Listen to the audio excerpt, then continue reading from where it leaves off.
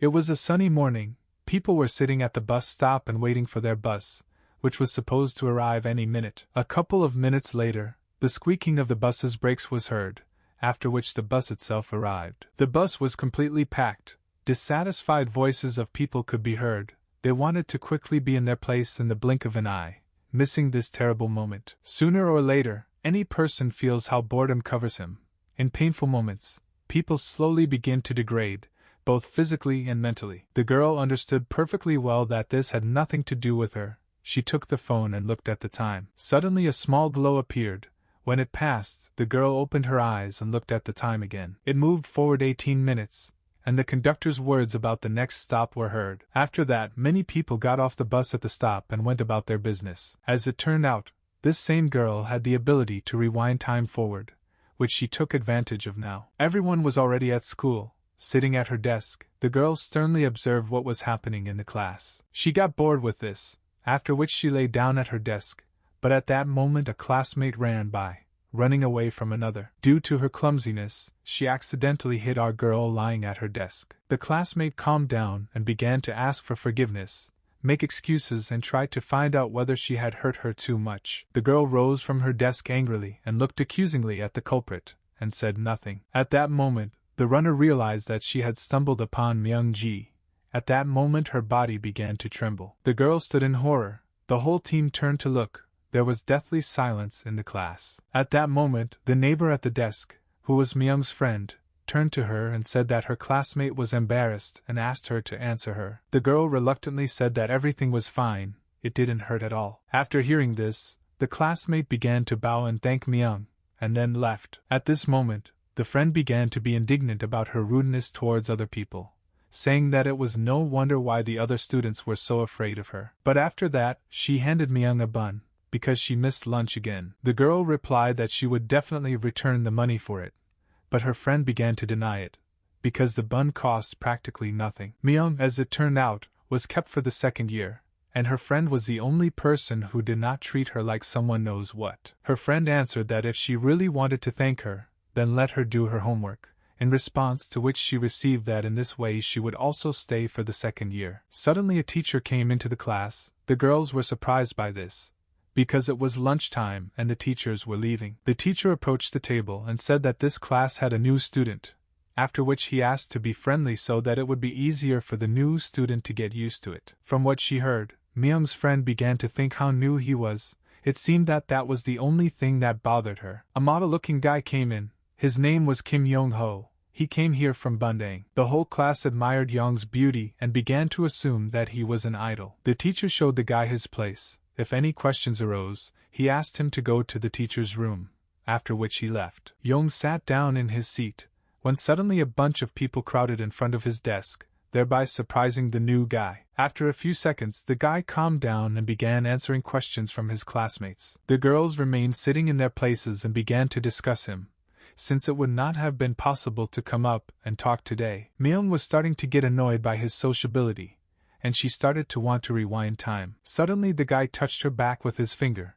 which made the girl turn around and ask what he needed. As it turned out, Young wanted to meet the girl. She told him her name and neutrally agreed with the guy. At that moment, the guy was called up by other guys. They told him not to mess with the girl, because she was strange. Young began to wonder what they meant, why you shouldn't communicate with her. They explained to him that the girl was older than them, because she was left in the second year. She always stands on the sidelines and communicates with few people. The guy looked at the girl and the way she communicated with her friend.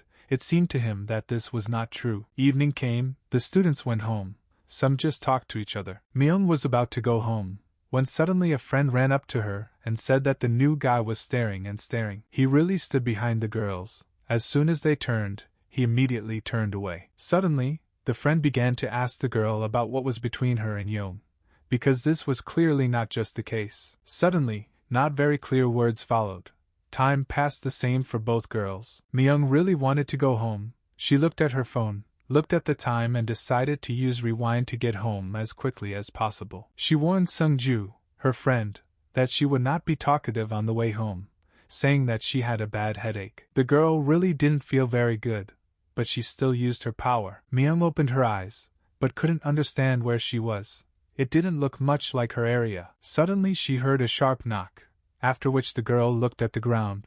What she saw surprised her. The corpse of Song's friend lay on the ground. A trembling went through her body, because she could not understand what had happened. Myung just stood there for a while and also looked in surprise and fear at the corpse of her friend. When full awareness of what was happening came, the girl was still surprised, but suddenly fell. She began to replay the memories of what happened, but since rewind was used, it was impossible to find out what happened. Suddenly Myung heard rustling noises behind her. This alerted and frightened her. The girl turned around to look. She heard that an unknown person was walking in her direction. Myung suddenly stood up and ran away from that place. At this time, the girl was trying to understand what could have happened during these rewound 30 minutes. The next day, Myung sat thinking about what could have happened that evening. The girl had one guess, but she refused to believe it, because she definitely wouldn't do that to her friend. But there were no more people close in the area, and the bloody knife in her hands then increasingly strained the girl. As soon as Myung thought about the knife, she realized that she had left the weapon there, near her friend's body. Suddenly, classmates called the teacher, and he went to them asking what happened. The students and the teacher whispered, after which the leader called all the guys and asked if anyone had seen Sung-ju last night. Suddenly the whole class looked at Myung and said that she could see Sung-ju. The girl understood that most likely everything would be found out now, and it would be very bad. The teacher approached her and asked if she really left school with Sung-ju last night. Men stood silently, not knowing what to answer the teacher. At the moment she was at a dead end. The teacher said that there are people who need to ask her some questions. Myung nodded silently. From what they heard, the students began to fuss. Everyone became interested in what happened, and where Sung-ju is now. At this time, a young woman approached the girl. She was a crime detective at the Gongseong Police Department. She had already heard that Sung-ju had disappeared, so she asked if the girls were close. Myung replied that yes. The detective said that he would ask some questions since something bad happened to Sung-ju last night. The question was asked where the girl lived. Myung calmly gave the address and added that they were neighbors. Suddenly it dawned on the girl that if she had gone home with her, she would definitely have been a witness to the murder, and tension spread throughout her body. The detective asked what Myung was doing yesterday at about 10 o'clock in the evening, whether the girls walked home together. Myung understood that she could not talk about rewinding time, and that she did not know what she was doing then. But she understood perfectly well that if she remained silent now, she would remain a suspect and would have to lie. The girl was scared that her lies could easily be found out in almost any incomparable situation. Myung didn't know what to say, when suddenly the same new guy came out saying that she was with him. The detective looked at him sideways and asked who he was, to which she received the answer that he was a classmate. After answering, she looked at Myung and asked for confirmation of her words. It was really so. The detective asked about things of interest for the investigation, gave her business card and asked to call if information appeared. She left after saying that, warning that they could call them at any time with some questions. The guy decided to talk to the girl. He asked how she was feeling, if she was okay. Suddenly Young said that because of the rewind of time, the girl doesn't remember anything. Myung was very surprised by what she heard. She didn't understand how he knew about rewinding. The guy continued, the girl looked so pathetic that night, struggling alone. Young said absolutely calmly that he was the one who actually killed Lee Sung-ju. At that moment, the girl angrily, but at the same time surprised, asked him what he had done. The guy remained absolutely calm. He said that last night Song tried to kill her. That evening, Young was walking behind the girls and saw Sung-ju taking out a knife from her backpack. From this, the guy rushed forward, running up to the girl. He snatched the knife from her hands. Sung-ju did not expect this. Since she was deprived of her weapon, the girl took her backpack off her shoulders, and then swung at the guy. If Young had not intervened at that moment, then Myung most likely would have died, not Sung-ju. The girl refused to accept this as the truth. She could not believe that her own friend was going to kill her. Young continued. He asked where Myung thought the knife came from in her hands. The girl started shouting at the guy. According to her, this is not proof that they wanted to kill her. If you kill a person who has the power of time, then the person who killed him can take this power for himself. Sung-ju knew that Myung had this power, so she wanted to get it for herself. Myung, surprised by this, asked why that knife was in her hand. The guy replied that it was he who gave it, because if the girl woke up after seeing the whole picture, it would be very difficult to explain what happened. Therefore, It was easier to arrange everything so that Myung would think that it was she who killed Sung-ju. The guy also didn't think that she would just run away from there. It was also lucky that there were no CCTV cameras nearby. Myung turned around tremblingly and covered her face with her hands and went in an unknown direction, leaving the guy. At that time, there was one thing in her head. It seemed to her that the guy had completely lost his mind. Young called out to Myung, who shouted back that this was all nonsense. Her friend couldn't do that. Suddenly the guy grabbed several stones in his hand and everything slowed down sharply.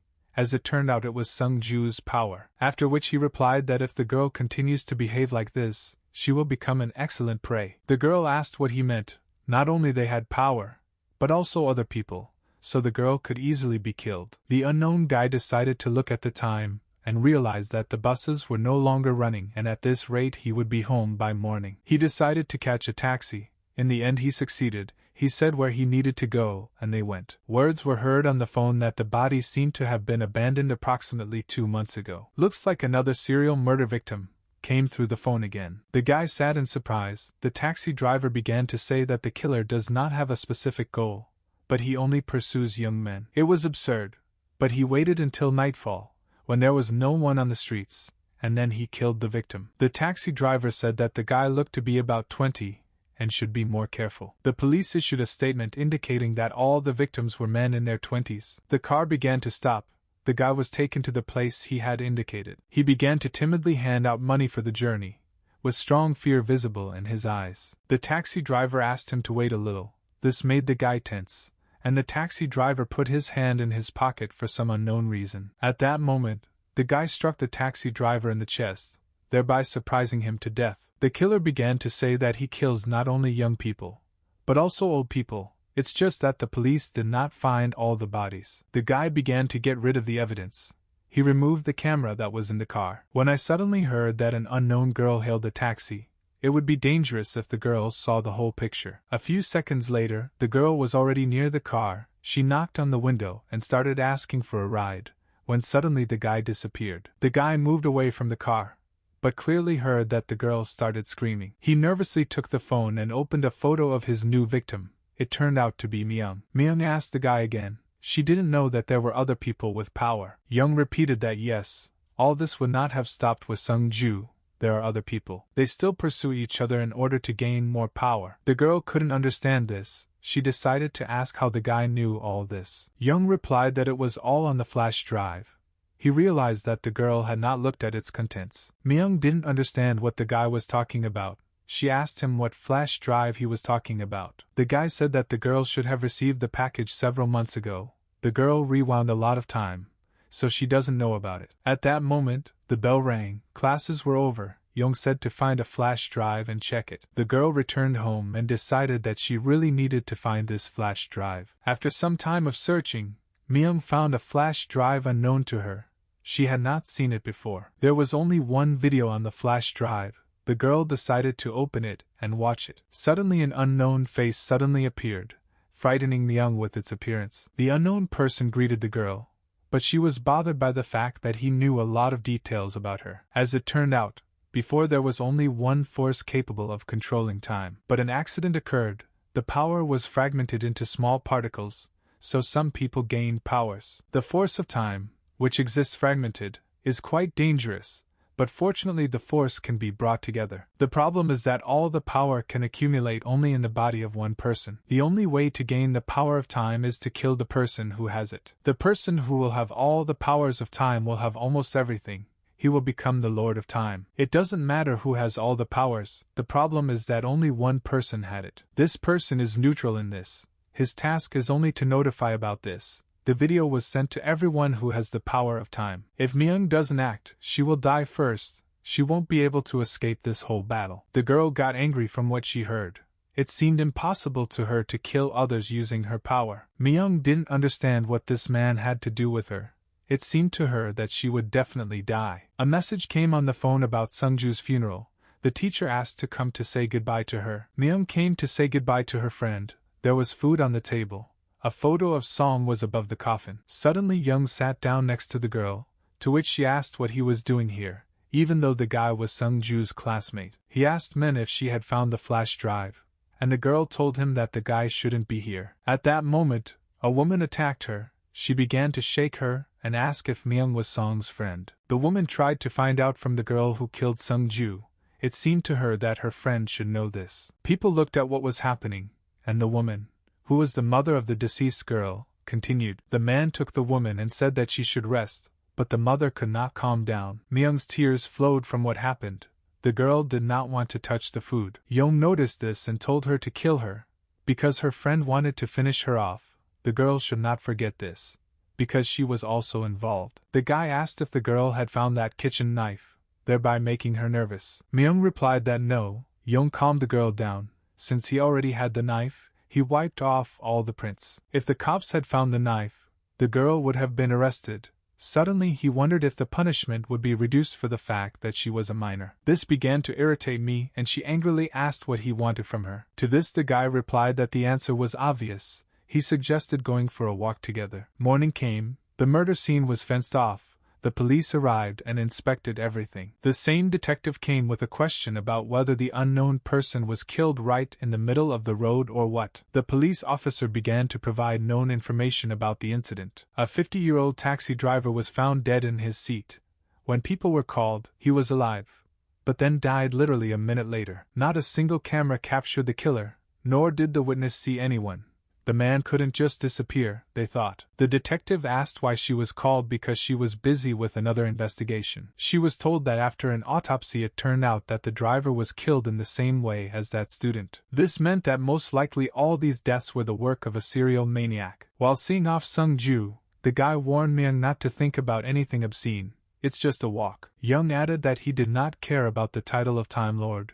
He just wanted to survive. Just like the girl. Myung realized that if she didn't do anything, the guy would continue to pursue her, so she decided to agree. But the girl asked how she could trust him, how she could know that he wasn't lying, because she didn't know anything about the guy. Young thought for a while, then asked the girl to extend her hand to him, which surprised her. Myung cautiously extended her hand to the guy, asking what he was going to do. When the hands touched, the girl saw unknown and incomprehensible numbers above the heads of people. She asked Young what it was, to which he replied that he sees how many years a person has lived. He could show it to anyone he touched. It worked like a play line in a video. The guy said that when he first appeared in the class, everyone had quite expected numbers. But Young paid attention to Myung's time. She lived less than 16 years, although she remained for the second year. It was then that he realized that she could rewind time. The guy explained the whole situation. Suddenly a man came up and turned to Young. He needed help moving the wreath. The guy agreed to help him. He got up and asked where the wreath was. At the same time, the girl was sitting in thought.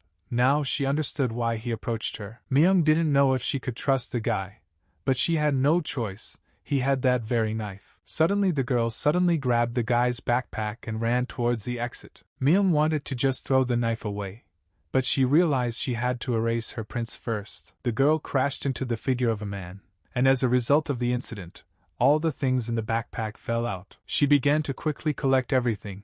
The figure tried to help her, but the girl flatly refused. Myung raised her head to look at the person. It turned out to be the same detective. As soon as the girl realized this, she asked the woman what she was doing there, to which she received an answer that she was investigating the case, so she came to express her regrets. The detective asked Myung why she was shaking so much when she saw her. Suddenly she saw another student's badge. She realized that it was not Myung's bag. The detective began to help pack the bag.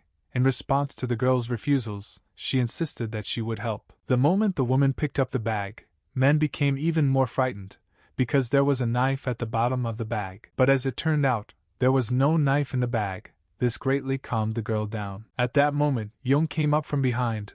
Looking at the girl, he said that this was his bag. Then he smilingly asked her that she was the one who took the bag for him. The guy took his bag from the girl and greeted the detective with the same smile. The woman sternly asked him why the girl had his bag. At that moment, Myung put on a smile, grabbed the guy's hand and said that they were dating. The guy was very surprised at what the girl said, because he didn't expect this. To this, the detective replied that people here are in trouble, and they should show more respect. After the woman left, Myung pulled her hand back and asked if the guy was happy now. The girl decided to ask where he had put the knife, Fear was visible in his eyes. To this the guy replied that he used the power that he took from Sung-ju when he showed his strength. Young asked the girl whether she was with him or not, thereby putting the girl into a state of thought. A few seconds later, Myung said that she would be in on what was happening. The next day, at the city police department, Detective Du sat and tried to find more evidence. The employee turned to her and said that he had been watching surveillance camera footage for several hours. Another employee told him that she checks all the records. He heard that she made a mistake once,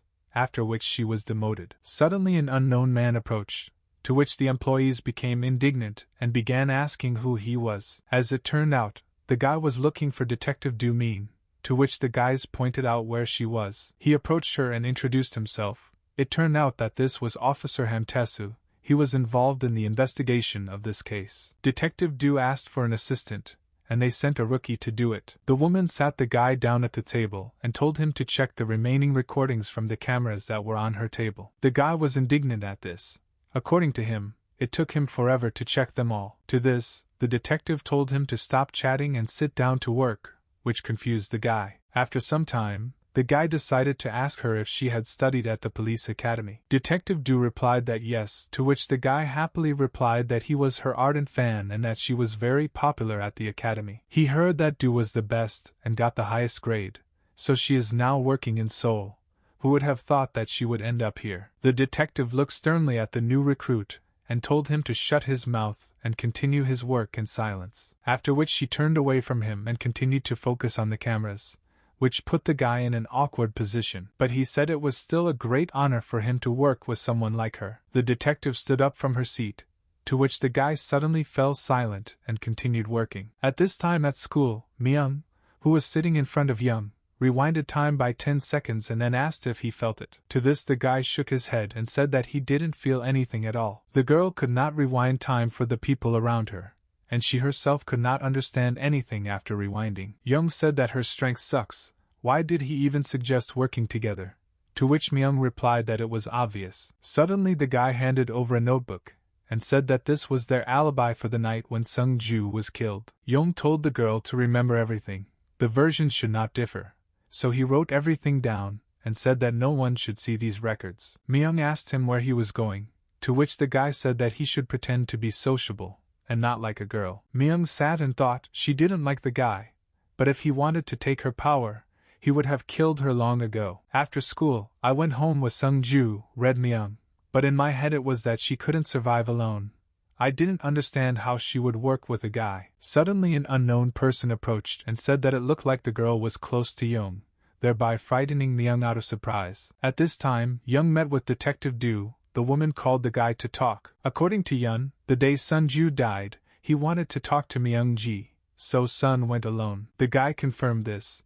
The detective continued talking. She noticed an interesting point in the recordings located near Song's house. He was there alone, without Myung. The guy was a 10-minute walk from the crime scene, then he was wearing a t-shirt. At the same time, at Myung's, the unknown person turned out to be a police officer working on the investigation of serious crimes. He was here to ask the girl about Sung-ju's death.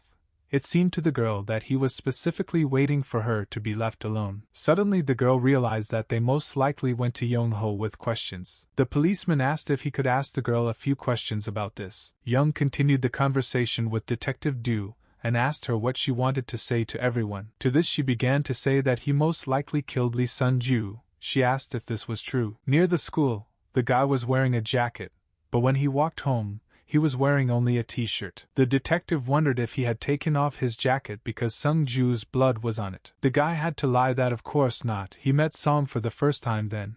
Why did he need to kill her? That day they just exchanged numbers and he went home and took off his jacket because he got it dirty. The detective asked him to tell him what happened that day. The guy started. He approached Myung after school, and Song said that she would leave them. Then Myung and he talked for a while near the park. That was all, according to him. Detective Du asked where the guy was last night around midnight. Young replied that he was at home, and to the subsequent question about who could confirm that his father was at home. The woman realized that she had apparently made a mistake. She apologized and moved on. At this time, the guy was thinking how the question of where he was last night was connected with the death of Sung-ju. The employees met in the car. The detective asked what Myung said, and then took the notebook handed to her. The policeman said it was a good job, nothing suspicious happened. The stories of the guy and the girl converge. It looks like Detective Du was wrong this time, the guy said. The detective replied that it was suspicious because the words they used and their sequence were very similar. The woman realized that they had discussed their stories in advance, because in this case it could not be. She remembered that the girl was surprised at first, but then breathed out a sigh of relief when the guy approached. And at the funeral, when the girl started shaking, the detective doesn't know why it happened, but it seems suspicious. At that moment, the woman realized that the two were trying to hide it very carefully. Myung and Young met. The guy said that she had nothing to worry about if she told the story as written in the notebook. After these dreams, the guy showed the girl the latest news. He thought that what happened most likely happened last night. Myung asked him in surprise that it was not he who did it, to which the guy replied that he would not have the courage to kill two people. If the victim was also killed, then the killer saw how Song was killed, but no one published the place of death anywhere. The guy realized that this is another person who has the power of time. Myung said that there was no one there except them, but suddenly it dawned on her. She remembered the steps. Young asked what the girl thought. If there was another person there besides them, she asked if it was he who was standing under the lantern then. When she received a negative answer, the girl was horrified, because she didn't know who else was standing there. Myung asked what they should do now, because he probably knows who they are. It's now only a matter of time before he catches them. To this, Young replied that this was great. Perhaps it would turn out to be a trap, but the murders were the same. The police won't suspect them anymore if they pin it all on that person. The guy thinks the cops have a lead, so they need to throw a bait. All they need to do is find whoever may have committed this recent murder. Myung didn't understand how he could think about such things now, only if he was a psycho about it. Suddenly the teacher came up and said that the lesson had already started, and why weren't the kids going to it? Myung looked at the teacher, took Young's hand and said that they were just about to leave. After the guys left, he reached into his pocket and took out his phone and opened a photo of his next victim.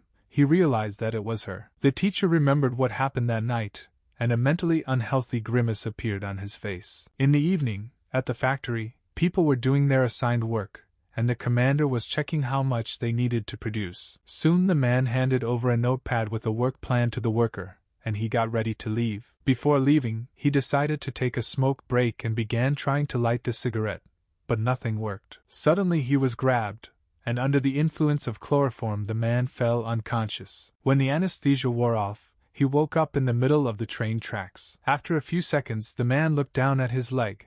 It was in an unnatural position. He didn't like it, and started trying to move and swear, to which he received a response with an order to calm down. The killer said that he called him here to talk about something. After that, he continued that in these places there are no train drivers. This was to his advantage. The man started screaming and trying to find out what kind of person he was and what he wanted from him. Because this man has been manipulating overtime bills by not paying them since he became a manager. For insults and intimate harassment towards accountants. For months ago, a foreign worker's arm got stuck and was cut off by blades, but he was not even given severance pay. The guy gave a sufficient number of arguments.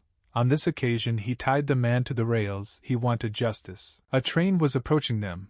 The man said that he had made a mistake and he would pay everything. But it was too late, because that employee was dead. The killer held him without letting go.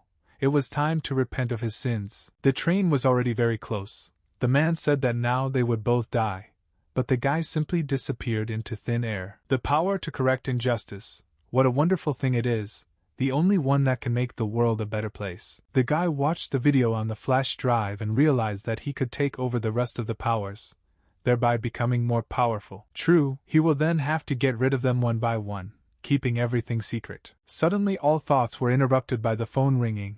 The guy was distracted by it, and answered it. As it turned out, they called about the vacancy, and it turned out that it would be available next week. Some time ago, Lee Sun-ju ran into this teacher and her phone flew out of her hand. The girl decided to use her strength to prevent her fall, thereby making herself a victim. This teacher reacted to this.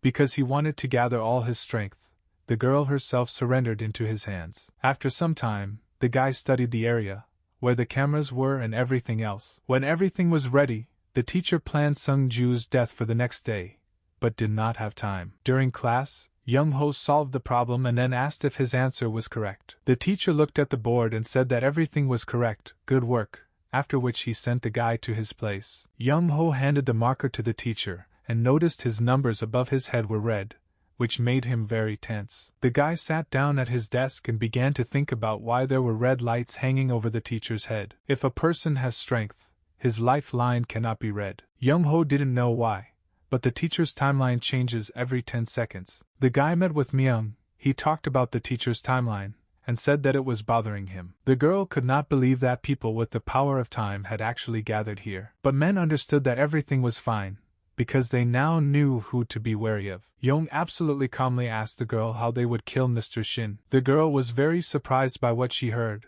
but the guy was interested in what kind of power the teacher had. She didn't like the guy's intentions. She didn't understand why they would go so far. Since Shin had the power of time, they needed to take it away. The girl began to confront this. She asked why they had to do this. Young replied that they have no choice. Initially, everyone has an initial level of power. But when a person has more strength, it begins to be dangerous, because it is obvious. Myung continued to resist, because they didn't even know what kind of person he was. What if he didn't want to kill anyone either? The guy began to deny the girl's statements, because Shin could be a bad guy who would try to kill them. The girl turned around and told him to do what he wanted. Initially he said that he did not want to become a Time Lord, but in the end, here he is. In class, everyone was discussing what had happened, and Myung still couldn't believe that her friend was dead. Classmates began to discuss Myung-ji, because she was Sun-ju's best friend, but now she is completely calm. The girl was now considered a psychopath. They heard people say that she might have killed Song. At that moment, Myung entered the classroom and looked at the desk with the flower lying on it, after which the girl plopped down at her desk and sadly looked at the lying flower. After school, the girl went to a friend's house, went up to the apartment, and wanted to call. But she realized that it would be better for her to leave. She turned around and began to go down the stairs. But at that moment she almost collided with Sung-ju's mother, after which they went into the apartment. The woman apologized to the girl for the incident, and led Myung into Sun-ju's still untidy room. The mother decided to leave the girl in the room, to which the girl thanked her. She began to look around the room. Some finds made the girl cry. Sun-ju kept the photo she took with the girl, despite the fact that she didn't want it at the time. The girl took tissues from the box. She wiped her tears and blew her nose. But suddenly she saw a flash drive that looked exactly the same as the one Myung received. The girl looked at the shelf. She noticed a book with the title Time Gap. She wondered what kind of book it was. She took it and opened it, after which the girl saw Sung-ju's notes. The girl read them. She realized that she had been deceived all this time, and with these thoughts she went home. Myung understood that she couldn't just sit down and do nothing. The fact that she didn't want to fight didn't change the fact that others had power. The girl realized that even if her friend was one of those, now she was not sure that Shin was not like that. Myung realized that she was too cruel to Young-ho then, wondering whether she should apologize or not. Suddenly the same teacher ran up to her from behind and tried to use the anesthesia technique again. The girl noticed his shadow in time, so she managed to run away. At a sufficient distance, the girl was able to understand that it was Mr. Shin. When she noticed the rag he had, she immediately remembered Yen's words. Even now she couldn't believe it. The girl decided that she urgently needed to run away. She headed towards where there were more people. But suddenly he, Shin, was next to her and grabbed her, after which he pressed the rag to her nose. This greatly surprised the girl, because he was quite far from her. When the anesthesia wore off, Myung didn't understand where she was. After a couple of seconds she realized that she was on the roof. The girl was tied to a chair, so she couldn't move. She started screaming. Suddenly Mr. Shin appeared in front of her, and said that she shouldn't move so suddenly. Myung asked him where they were. The teacher replied that they were now at a construction site near Sung-ju's house. The guy said that they needed to talk about something. Most likely it would drag on for a long time. He asked Myung if it was she who was that night near Sung-ju's corpse, to which he received a positive answer. The girl responded by asking if he killed that driver, to which she also received a positive answer. As it turned out, the murdered man drove drunk more than once, exceeded the speed limit, was a domestic tyrant, and the police had no evidence. For the pain he caused, he thought that no one would punish him, in which he was very much mistaken. The girl began to squirm, trying to understand how tightly the rope was tied. It turned out that it was tied loosely.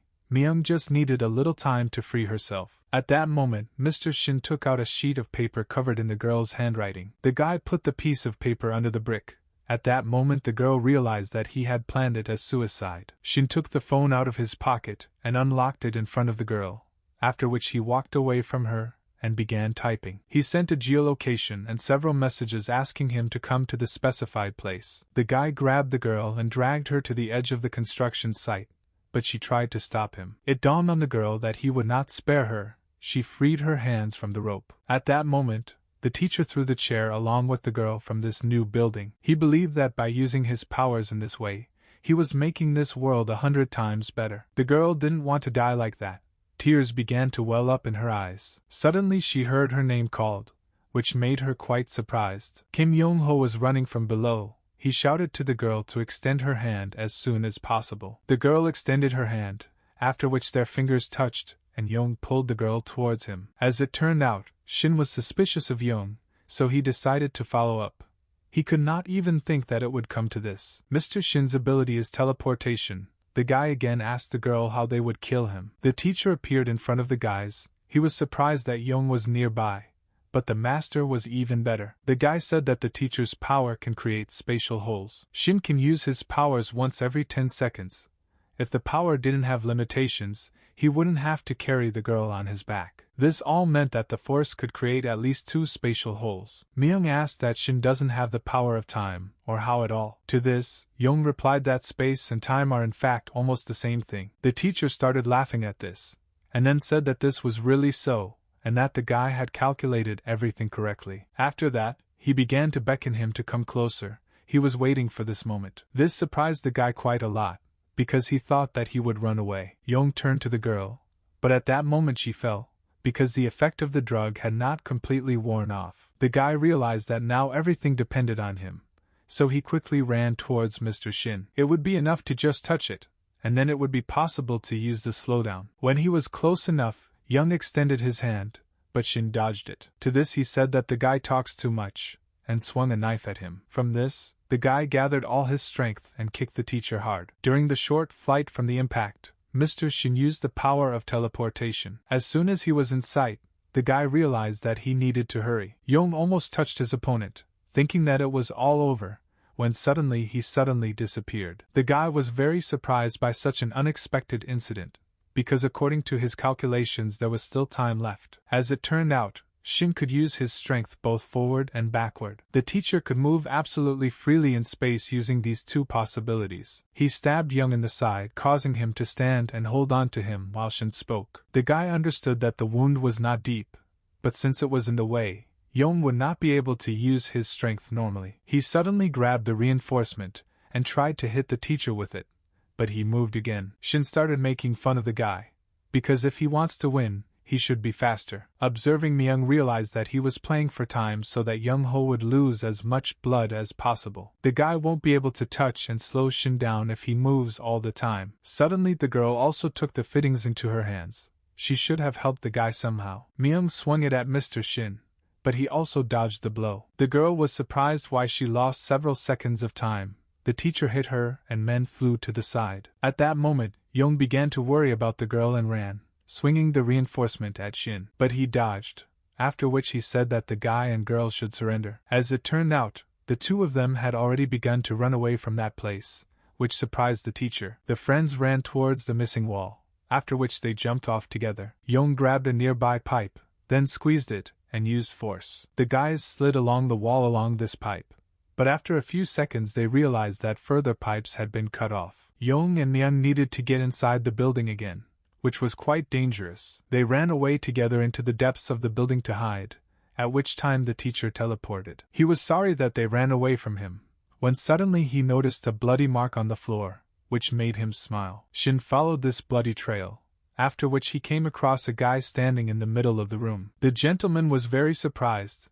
He could not believe that the guy was trying to save Myung. After that, he sharply attacked Young, saying that he thought where this would lead him. The teacher teleported to the guy at a very close distance, and they started a fight. It turned out that the guy had a brick in his hands, which he swung from behind at the teacher. At that moment, Mr. Shin teleported back, where he was already thinking about how to deal with the guy, when suddenly he noticed Myeonji pushing construction materials towards him. The teacher lay unconscious from the shelf that fell on him. The children had to decide what to do with him. The guy again said that they needed to kill him, to which the girl was again surprised. Initially, the girl only planned to help Young so that he wouldn't get worse. The guy replied that if they didn't do anything now, they would be in trouble. Young called the rescue service, after which he said that he was being pursued, and that the man had a knife in his hand. The guy said the location, after which he acted as if he had been found and could not speak. Young hung up and told Myung that they had something to do, to which the girl looked in surprise. The guy handed her a knife and said that she would need to stab him with it. At this time, a detective and a policeman were already driving. They were discussing how bad this place was. At this moment, Detective Du received a call from people, after which she ordered her to turn the car around. The policeman asked her what had happened, and it turned out that the killer had been found. The car drove up to the construction site and the team got out, looking around. It was dark on the street, nothing was visible, when suddenly the guy pointed upward. The detective and police officers saw two bodies flying, followed by a crash. In a few seconds Detective Du saw Kim Young-ho in the guy, which made her surprised. The woman ran to the center of the incident, shouting to call an ambulance. Despite the danger of this, she got close enough. Having found two bodies, she examined them. Suddenly she heard a rustling behind her, after which she immediately grabbed the gun, but Myung was standing in front of her. She didn't expect to see her here, but asked about what was happening on the roof. As it turned out, the guy had developed a plan. They would pretend that they were trying to escape from the killer. But since this might not be enough and the situation should look critical, the guy handed the knife to the girl, saying that he would erase the fingerprints.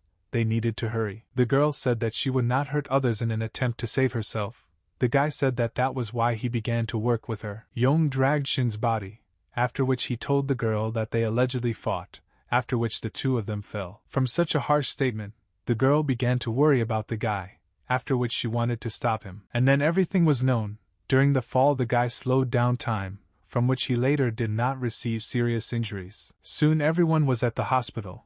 Young was taken to the ward for an examination. Detective Du began a conversation with the girl. The statement was obtained. The girl could leave when the guardians arrived. The woman added that suspicions against the girl were not removed, so she should not leave the city. A policeman approached and said that Shin died from a skull injury, presumably due to a fall. The detective sent the girl to wash her face. When her family comes, there will be too many questions from her appearance. Myung went to the restroom to wash, all the while thinking that Shin had died. This meant that Young now had 3 powers. The girl did not understand whether everything was as she imagined. She came out of the restroom and realized that she had forgotten her phone there, which is why she had to go back there again. As soon as the girl returned to the restroom, an incomprehensible glow appeared in front of her, thereby frightening her. After examination, it turned out that the wound was indeed not deep, but the guy lost a lot of blood. The guy was given a large room, told to rest, and if his father came, to say hello. The doctor left, and after a couple of minutes Young got up with the idea of trying out a new power. He tried to move backwards, but he couldn't figure out how to use the power, which was surprising. Suddenly the guy remembered that Myeonji's materials were pushed onto Shin, which means he died at her hands. At this time, the girl found herself in the restroom again, which surprised her, because she was coming out of it. Suddenly Myung realized that it was Mr. Shin's power, and as it turned out, his power went to her. At that moment, she realized that it turned out that she had killed Mr. Shin. The girl began to run away from the restroom when suddenly she began moving back and forth. After that, she began to understand how this power works, and with abilities comes their understanding. The girl looked down and saw a stunned child looking at her, after which she immediately teleported from that place, and the child ran away with this news to her mother. The detective and police officer were surprised that the serial killer was a teacher. Du found it strange that Shin calmly disappeared from the scene during the murders. What was strange was that he found himself in such a position from 2 high school students, especially since one was a girl. But according to Myung's testimony, they both attacked the teacher, after which Shin and Young fell down fighting. The detective couldn't wrap his head around one thing: why Shin attacked the students. There was a sheet of paper on the board with camera locations, but it would be unclear what the blue markings meant. At this time, a policeman came and took the box, to which Du asked him to leave it. The guy looked there with displeasure, after which he asked hopefully if she would force him to watch the recordings again, to which he received the answer that the woman thought he would like him, after which she went to the police station. At this time, Myung-ji came out of the restroom, until the child left. The girl was practicing using force. But if now the power works in an unclear way, then you will have to stand still. The girl walked and thought about whether it was worth telling Yun about the power. At this moment, Myung was called up by another girl.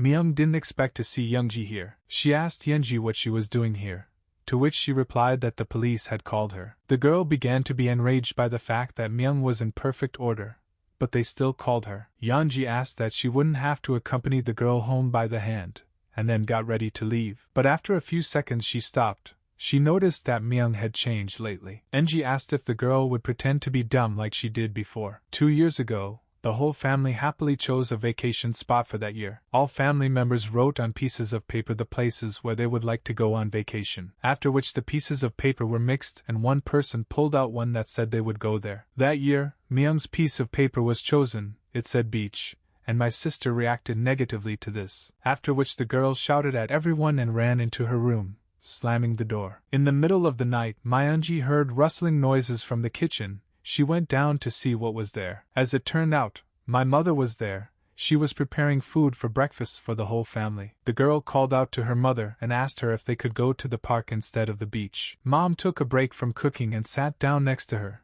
and said that they had chosen her option and not the park. Wouldn't she be disappointed by this? The girl said that Yeonji really wants to go to the park, and they really all went to the sea last year. At that moment, my mother said that Youngji was lucky to have such a good sister as Myung. Mom agreed to go to the park and said that they would go to the beach next year. After that, she added that she was proud of the girl for being so caring. Already in our time, the girl was sitting at school, but did not notice Young there. She believed that she should call him. Suddenly the girl remembered the video.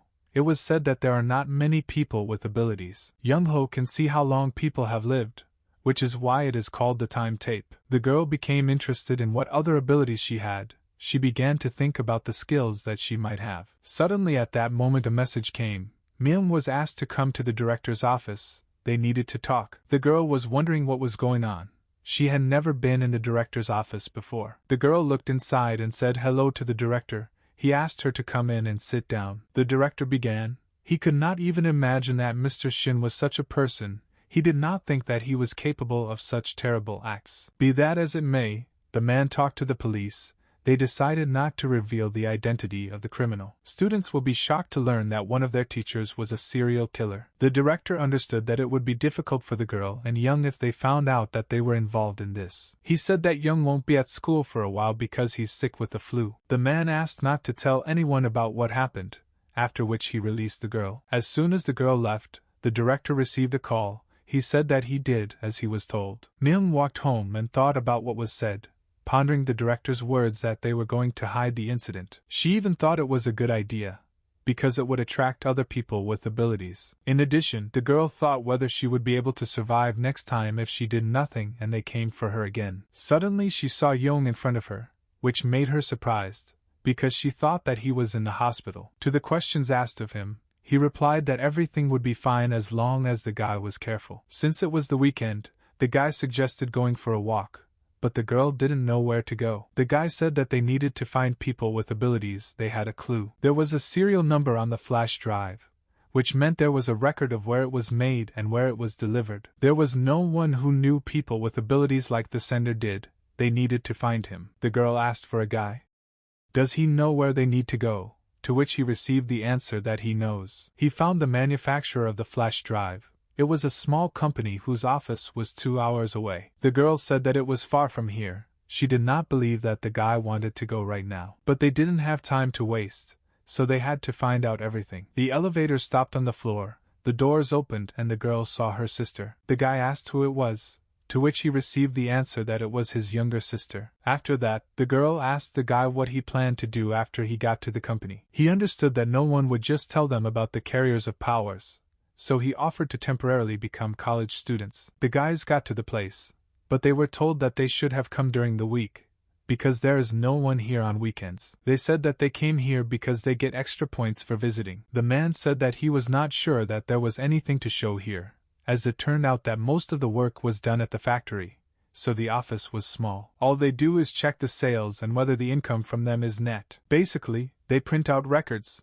or indicate where the parcels were sent. They only keep product lists for the last few months and simply throw away the rest. Young said that he recently bought a flash drive from this company and asked to look at the recording. That these are personal notes. It would seem that there is nothing like that here, but this is secret information. The girl asked to tell more about the sales distribution process, to which she received consent. The girl asked to use the toilet. The man told her where to go. In fact, the girl was going to use force to find the documents. At the 10th second of her countdown, Myung teleported to the document room. The girl rushed to the necessary lockers. She had very little time to search. She grabbed the notebook and began to leaf through and look for what they needed. At this time, the guy was standing with a man. Another employee came up and asked what the first one was doing here. He replied that a couple of college students came on assignment. He showed them everything, and the girl went to the restroom. The employee who arrived went to the room where Myanji was located. He began to enter the code. As soon as he opened the door, he saw strange particles in the air, which surprised him. The man rubbed his eyes, thinking that he was just tired during the day.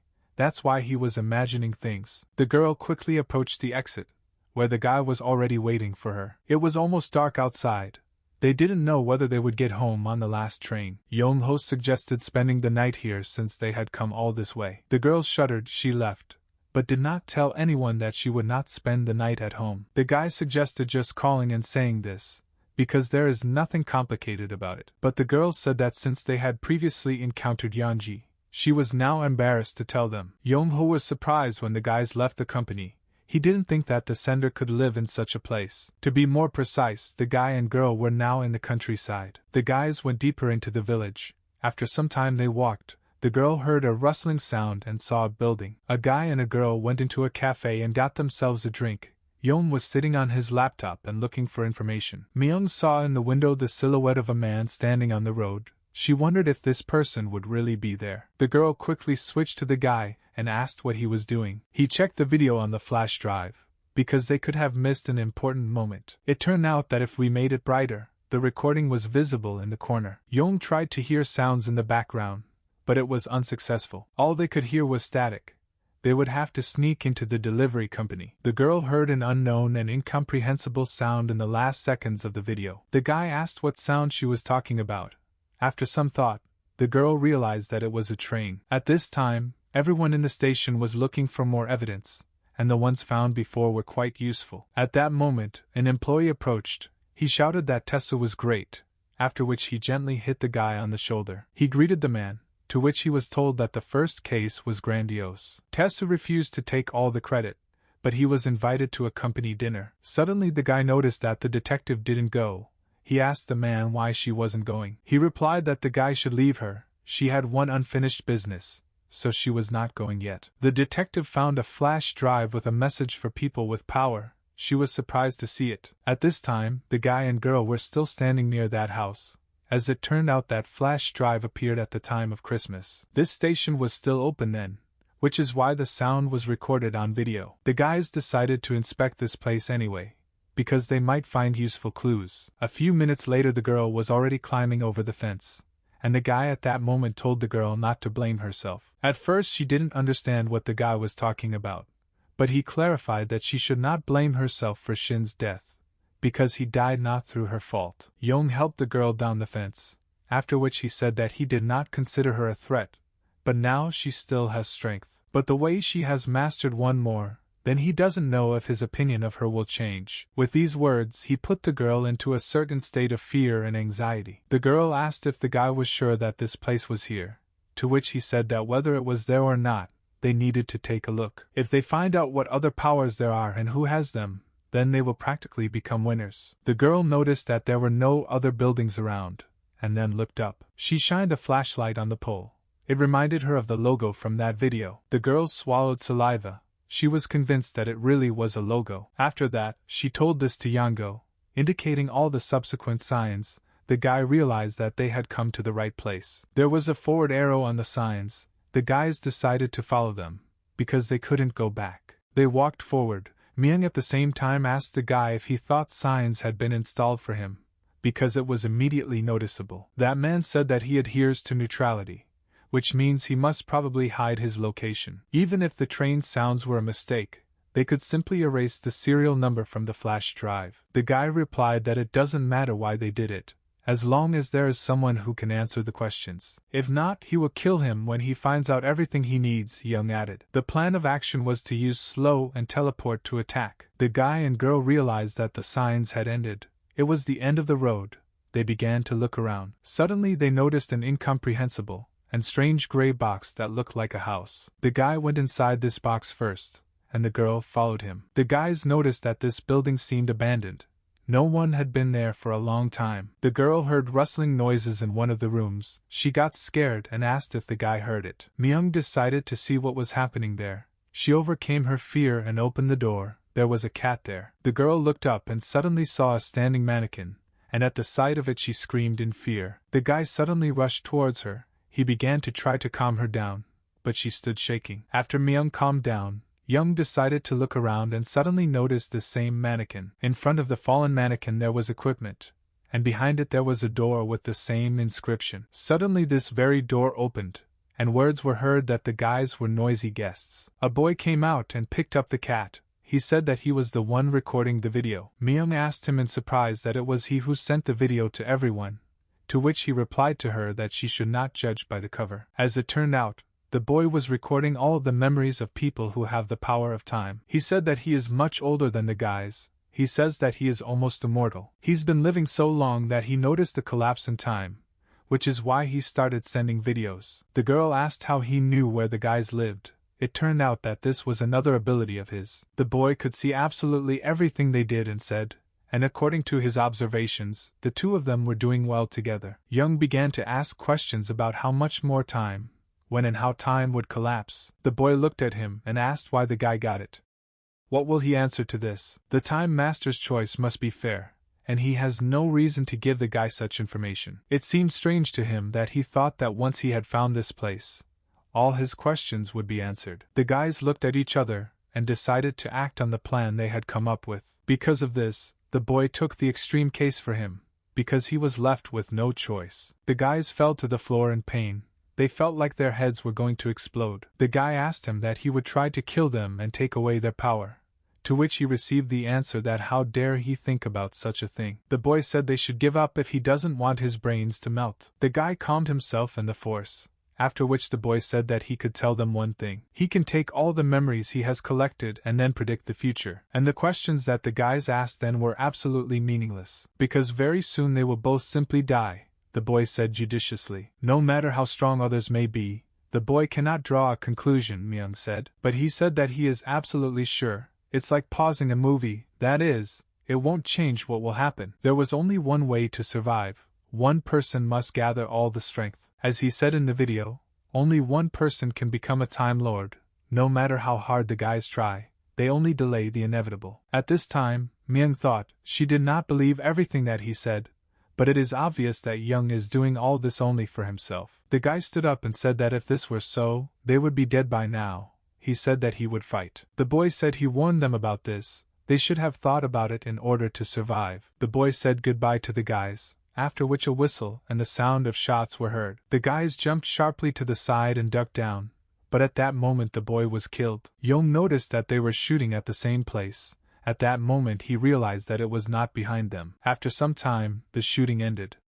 The guys carefully looked out and looked at where they were shooting from. There were feelings as if the boy knew that he would soon die, and Myung also confirmed this. Since he talked about transferring memories, most likely he transferred to another body. The boy was killed by one girl, and he really moved into another body, or rather into the body of this very girl. Having already become her, he began to go down the stairs, thinking that the guys would hold out longer, and their calmness could lead to trouble. The girl took out one incomprehensible flash drive and was about to start acting. The next day, Myung was already at school. Thoughts about what had happened haunted her. The building they were in yesterday exploded. All they could do was run. Myung felt a sharp pain in her eye.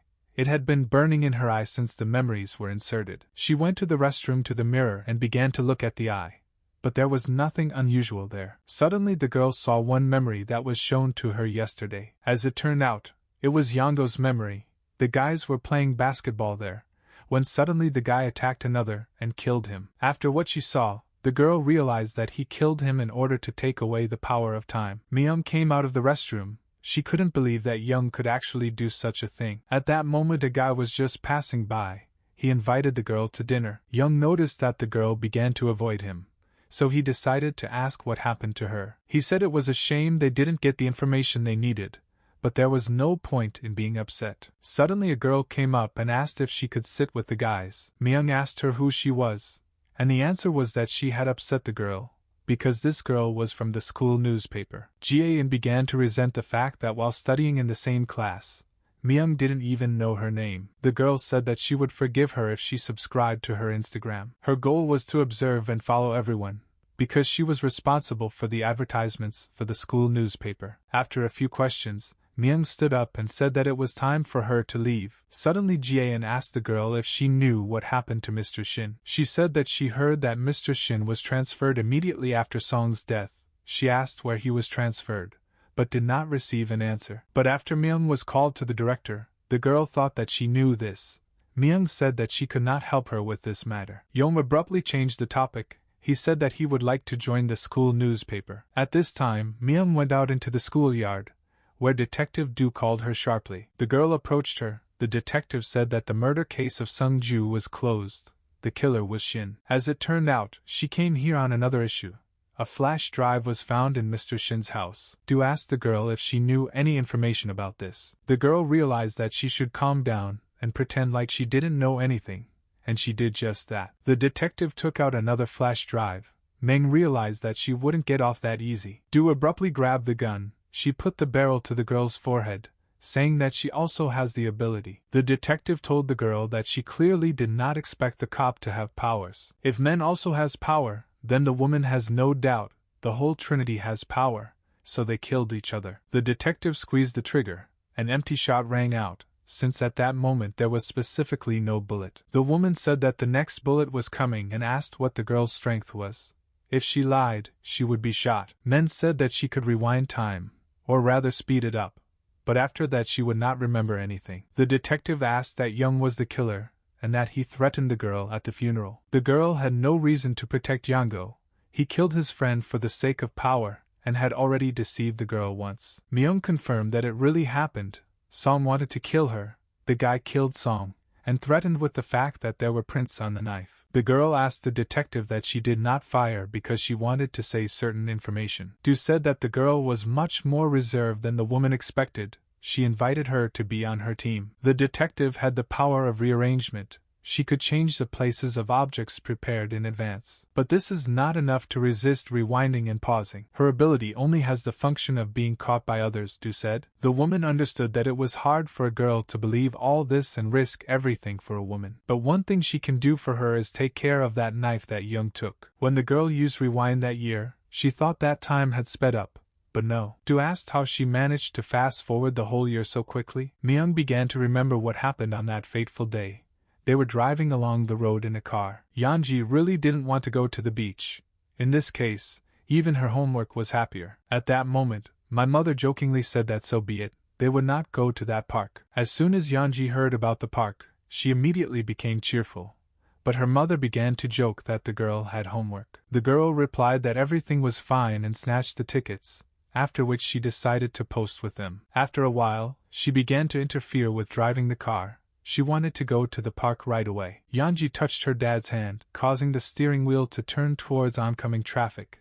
A truck was driving along it, but her father managed to react. After everything went well, he stopped and asked everyone if they were okay. Mom turned to the girls and started swearing at Yeonji, because when dad is driving, he can't be distracted. Suddenly a horn sounded. A car crashed from behind. Everyone lost consciousness. After a while Myung opened her eyes and looked around. She looked up at her parents, when suddenly the car caught fire. The body of her father and mother were on fire. The girl realized what was happening. She cried and decided to use her powers. Myung woke up in an unknown place. She began to look around and call her relatives. Suddenly she found herself in front of an incomprehensible screen. An ambulance was shown there, and after a few seconds the girl began to fall. Myung kept falling and falling down. There were different images on the screen, but she did not understand what it was. After that, the girl found herself at home. She was sitting at the table and eating. Suddenly the girl drew attention to her hair, which made her ask herself the question of when it became so long. Suddenly her aunt appeared in front of the girl. She looked at her in surprise, and then asked what she was saying just now. At that moment, she attacked Myunji with hugs. The girl could not understand what was happening. She stood up and looked around the room. Myung saw a photo of her parents, and then walked up to them. Auntie began to say that Myunji was here to see them. A year had passed since the incident. Now the parents could rest in peace. With tears in her eyes, Myung asked where her sister Yeonji was now. Her aunt drove her to school. The girl ran out of the car and ran to her sister. She ran up and hugged her. The girl understood perfectly how bad Yeon felt. But suddenly Youngji pushed her away from her and threw her to the ground. She believed that Myung had been pretending to be sick for a whole year. The girl did not appreciate this. After all the time of pretending, she continues to pretend that she knows nothing. Myung did not expect such a reaction from her sister. She sat on the ground, tears flowed from her eyes. After some time, Myung was enrolled in school. She was already in class.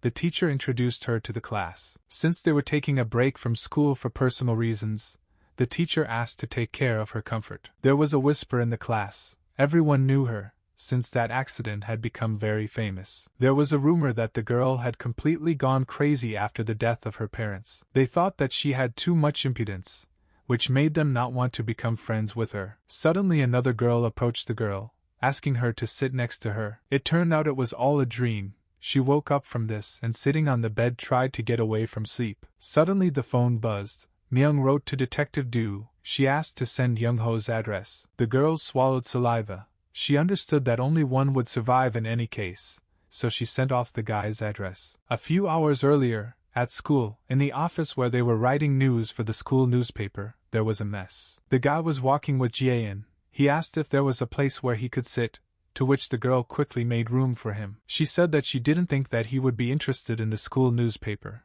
because it was quite boring. The guy replied that he should think about college. In fact, he understood that most likely there were major investigations here. Suddenly Jaein asked the guy if Detective Myung called to talk. It turned out that there were rumors around the school. She heard that a girl accidentally shot a man. Jaein thinks it happened last winter. That's why the girl transferred to Gunsong. The result was that everyone gathered in one specific place. The next day, Young-ho asked Myung to look at the paper he picked up from the school newspaper department. The guy suggested watching those who were very talented, because those who always use their abilities will soon reveal themselves. Young-ho walked up to the captain of the football team and handed him a bottle of water. While the captain was opening it, the guy asked if there was still a place on the team, despite the fact that he could have asked the coach. The captain replied that there would be no point if the guy didn't want to play sports in college. There was a proposal to play against each other next time. After the lesson, Young and Myung sat and talked about the fact that suddenly other people with abilities would figure them out. The guy said that they would have a better chance of surviving if they had a plan so that something similar to Mr. Sheen wouldn't happen. They should have filtered the students first, and then they could move on. A message from the detective arrived on the girl's phone, and the girl began to carefully correspond with her. Young looked at the phone and then asked what they talked about yesterday. The girl told him some part of the conversation. Men abruptly changed the subject. She asked about that newspaper. The guy said that he just wanted to get information and then leave. The girl saw a crowd of people gathered ahead of her, which made her surprised. Young told her that it was because Suwon Park was there. He had a match with a guy from another school today. Suddenly, at that moment, an unknown guy passed by and pushed Myung, who was standing. Yanga walked up to that guy and grabbed his arm quite aggressively. At that moment he turned around and pulled his hand back. Asking what was needed, Young said that he should have apologized. Myung approached the guys and said that she was fine, but Yango again demanded an apology. The guy apologized displeasedly, after which he said that Young had a quick temper. After some time, the guys stood in the hall. That guy was famous for his counterattacks. His physical abilities were much worse than his reflexes. Myunji asked Young if he thought that person might have abilities, to which he replied that he didn't know. Maybe he could use the abilities differently. If that was the case, then he most likely is using them now. The fight began. The fighter lunged, after which a few seconds later he won. Myung and Young sat in surprise. As soon as the enemy moved, he immediately defeated him. The guy noticed that the match lasted 5 seconds, and the timeline increased by 7. He realized that the guy had powers. Most likely it was a pause. After some time, the score became 14-3 in favor of that guy. The coach shouted at his student not to let an incomprehensible newcomer like him defeat him. At this time, the student was thinking that it was easy for him to say, the guy could not be defeated, because he seemed to be counting the movements. Another round began, the situation continued the same, the victory was again with that guy. Myung was stunned by him, but Young understood that he was using powers to cut off the seconds. He could see the enemy's position when time stops, then understands the enemy's movements and counterattacks. The girl swallowed saliva. The pause seemed like a frightening force to her. Everyone left the building. Suddenly Jaein came up. She asked that the guy went to watch the competition with Myung. The winner was a handsome guy from the school. He is a completely different person, not the same as he was last year. Last year he was a bandit. He often fought with children from other schools, but now he is focused on fencing. Jaein said that she needed to take a few more photos before returning to the club, and then ran away. Myung asked Young what he was going to do now. Since he could stop time, he was strong. To survive, you needed one of two things, either a pause or a rewind, Young said. At this time, a guest appeared in Jaein's office. The girl asked if she was from the second grade, first year. When that girl received a positive answer, she asked if Gain had the power of time. She replied that she did not understand what they were talking about, after which the guest attacked the girl. Jaein began to tremble with fear, but the girl plunged the scalpel into her hand. This surprised the girl even more, but suddenly the guest swung the key at her. After this there was a blow. Jaein lay still conscious but could not do anything. The guest said to use the power of time. She really has it, otherwise it will be bad. The girl lay there and tried to say at least a few dreams, but all that came out was incomprehensible sounds. The guest was about to force the girl to use force by swinging at her again. She killed her, after which she realized that she was mistaken. The guest should have left the place. Suddenly this moment began to repeat itself again.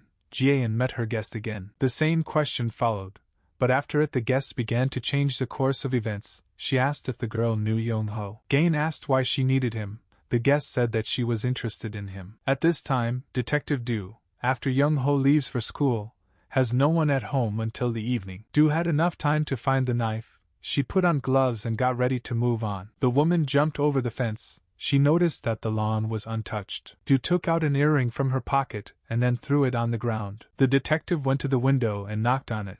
At the same moment it was in the place of the earring. At this time, the earring was again in the detective's hands, and she grabbed it. The woman left her shoes on the street, and then climbed inside the house through the window. She went to inspect the house and look for that same knife. Looked Do almost everywhere. Suddenly the phone rang, and from the other end of the receiver they asked where the woman was this time. Do asked the policeman if he checked Young-ho as she asked, to which she received a positive answer. As it turned out, one of his friends disappeared before Young moved to this area. It seemed that Young-ho was the main suspect in this case, but since there was no evidence, he was released. The detective asked to send her a photo of the missing guy, to which the employee asked why she needed it, since the case was closed. The woman said that she would tell after the investigation, and added that she might be late today. She hung up, after which she noticed a photo of an unknown guy standing next to her. Suddenly a message with a photo came to the phone. The same guy was there. The detective realized that it was Young-ho's friend. At this time,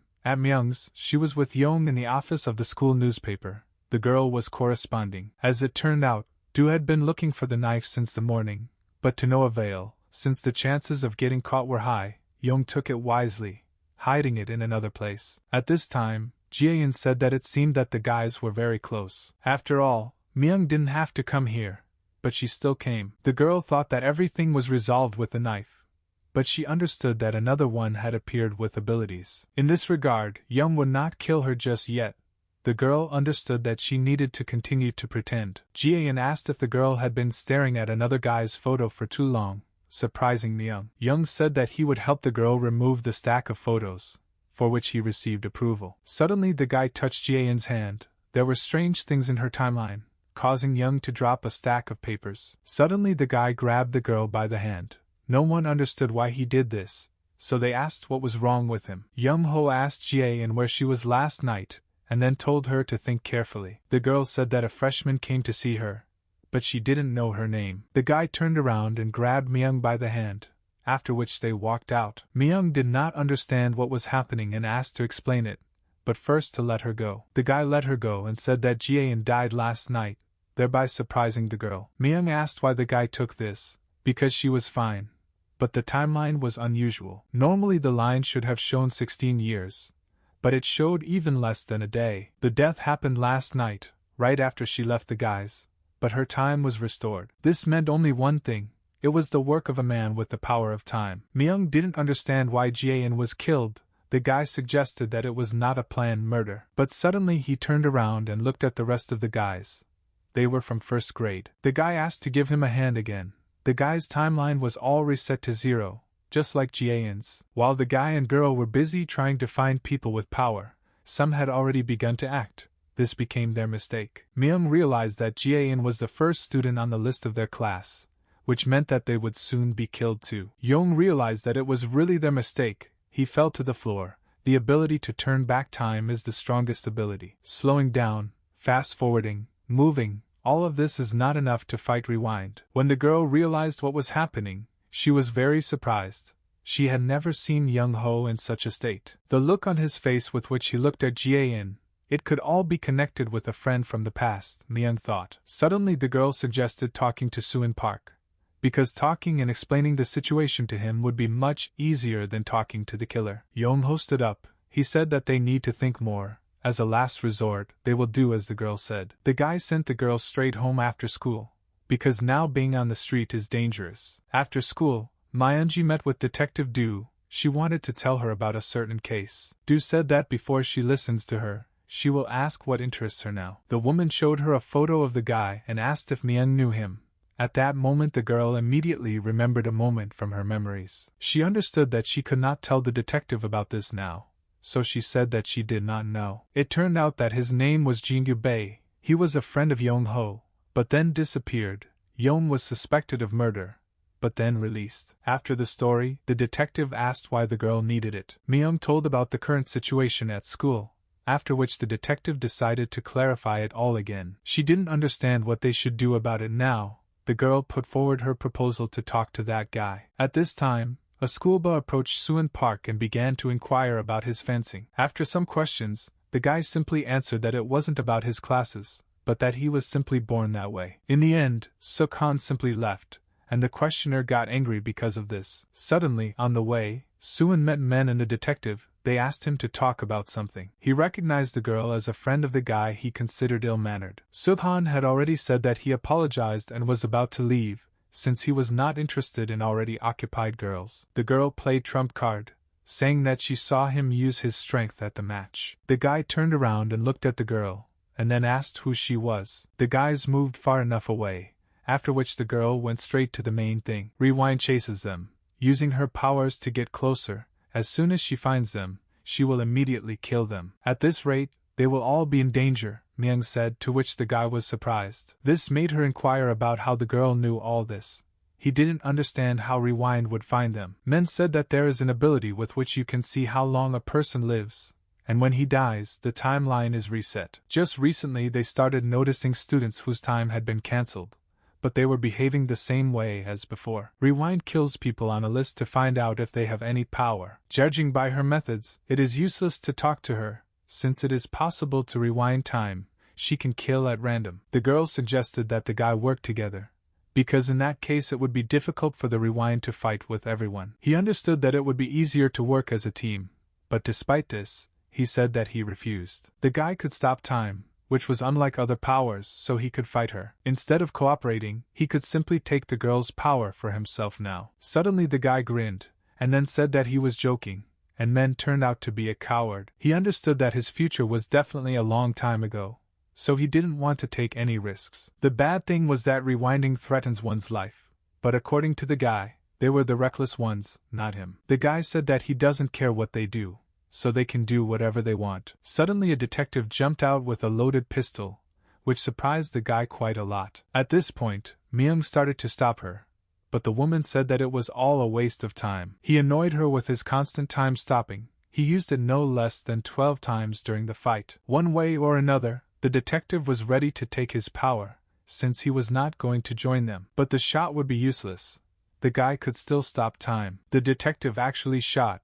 The guy couldn't believe that she was just a police officer. During the pause, he could not really move, but he could change the direction of the bullet. After that, he removed the pause and the bullet flew past him, which confirmed his words. Men began to ask the detective to stop and discuss this all peacefully. But she realized that no one would stop doing all this. They were serious. The woman understood that he really had paused.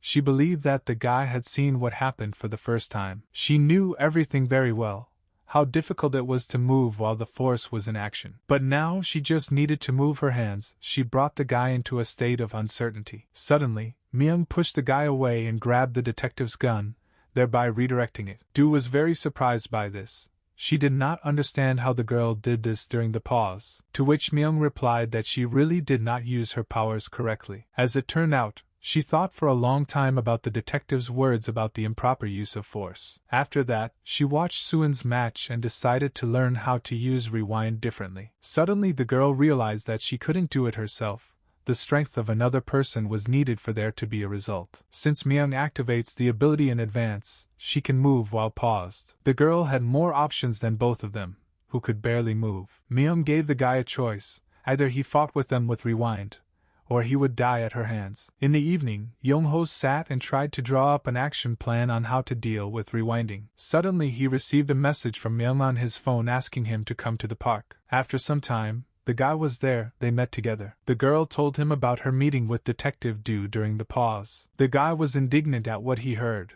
He did not understand what the girl was doing behind his back. Suddenly the girl spoke out to him about everything, that she thought that he would take away her power too. She told him that she knew that it was he who killed his friend, which greatly surprised Young-ho. Myung didn't know what to think, because the guy first saved her more than once, and then threatened her with a knife. And suddenly she said that because of all this she could not trust him. The girl told him that if he had nothing to say, but suddenly Young interrupted her. The guy sharply said that he did not kill his friend, and the timeline belonged to him. Young's friend used to work part-time in a store. Minors approached him more than once and tried to show someone else's ID, but the guy clearly saw the age of these people, which is why he didn't sell them what they couldn't. Suddenly, at one moment the guys wanted to get together and play. At that moment a friend came with a wound in his stomach. When Young saw this, at first he didn't understand what was happening, and was about to call an ambulance. But at that moment a friend grabbed him and asked him to kill him. Young-ho didn't understand why he should kill him, because they were friends. But the timeline showed that the guy didn't have much time left. There was no time for empty talk. While he was walking to the field, an unknown person tried to kill him, from which the guy began to run away. But no matter how hard the guy tried to escape, the unknown person found him. As if he already knew in advance what the guy would do next. Jingu understood that this would not end so easily, so he asked Young-ho to hurry up. But Young continued to stand his ground. He wanted to call the hospital so that his friend could live. Suddenly Jingu said that the ambulance would not have time to arrive in any case, so he again asked to kill him. Young-ho could not refuse his friend, so no matter how much he wanted, he ended his friend's suffering. After the incident, Jingu was reported missing, and Young was in despair for the next months. The guy didn't go outside, couldn't eat normally, and was tormented by questions about his strength. And then, on the eve of Christmas, he received a flash drive, after which the guy had a goal. Young had to kill Rewind, since she left the guy without a friend. He could not forgive her for this. The guy thought over and over again why the Rewind didn't kill Jinga that night itself. Young-ho will do everything possible to find and kill her, because power cannot exist without some kind of gap. He understood that he was behaving abnormally, but he wanted to get even with the Rewind, no matter what the cost. At that moment, Myung asked about his actions towards her, about blackmail with a knife and the rest. At the moment when Sun Jae tried to kill Myung, the guy thought about his friend, after which he ran up to the girls on impulse. People like Sunju and Rewind will kill for themselves, so they deserve to die. But Myung was different. Everything that happened was not her fault, but she still sympathized with Sunju's mom. The look on the girl's face when Mr. Shin fell from the roof said it all. As it turned out, Young-ho got rid of the knife immediately after all this. The guy needed him to convince Myung. No one was going to betray her. The girl trusted the guy, so she told him to come to the coffee shop tomorrow. She had a meeting there with Suin and Detective Du. They were all confident that together they would defeat the Rewind. The next day, Myunji was about to go out, when suddenly Youngji asked her where she was going. The girl asked when she would return, to which the answer was that it was most likely too late. Myung left the house. She couldn't understand why Youngji asked about this, because it's not like her. The girl understood that she had to be careful so that her sister did not find out about anything. Myung entered the coffee shop. Everyone was already gathered. The girl was asked to sit down. The only place free was next to Suin, which made the girl think for some time. To which he said that she should not think that it was dangerous to sit down with him. He was not going to do terrible things. The girl sat down, and the detective began. As it turned out, they checked everything that Young had told. At that moment, time was rewound, which was clearly not a coincidence. The guy suggested going back to rewind. He had information about her. The girl's name was Hyung-ju. She was a first year. The family moved to Gonsong shortly before entering high school. According to the timeline, the guy noticed that the girl killed 4 or 5 people a day. Now their class was next in line. Jian was first on the list. Her timeline was cancelled. The guys only had about 3 days before the rewind would reach Myunji and Young. They had to come up with a plan during this time, despite the fact that rewind could go back to the past countless times. But they couldn't act using conventional methods, because she would simply turn back time. Rewind couldn't know everything in advance, so we had to find a way to kill her in a matter of seconds. Suddenly Sukhan said that this is all pathetic, because they are discussing useless things. It turned out that he had already fought with Rewind once, and won that battle. This was at the beginning of the year. She also suspected him, like the guys, because he was the star of the school. Then it didn't take long before he started using power. Then Sukhan was just gaining popularity. Suddenly the same girl approached him. He thought that it was just a fan. But at one point he noticed one thing. A bruise appeared on the girl's neck. It was not there before, but it is easy for a fencer to understand that a small round bruise is formed from the touch of a rapier. He realized that she had attacked him, although he did not remember. But since he could stop time, he must have struck back. The detective interrupted the guy. Since he didn't die, it means they won't be able to defeat her like that. Sukhan asked to let him finish what he was saying.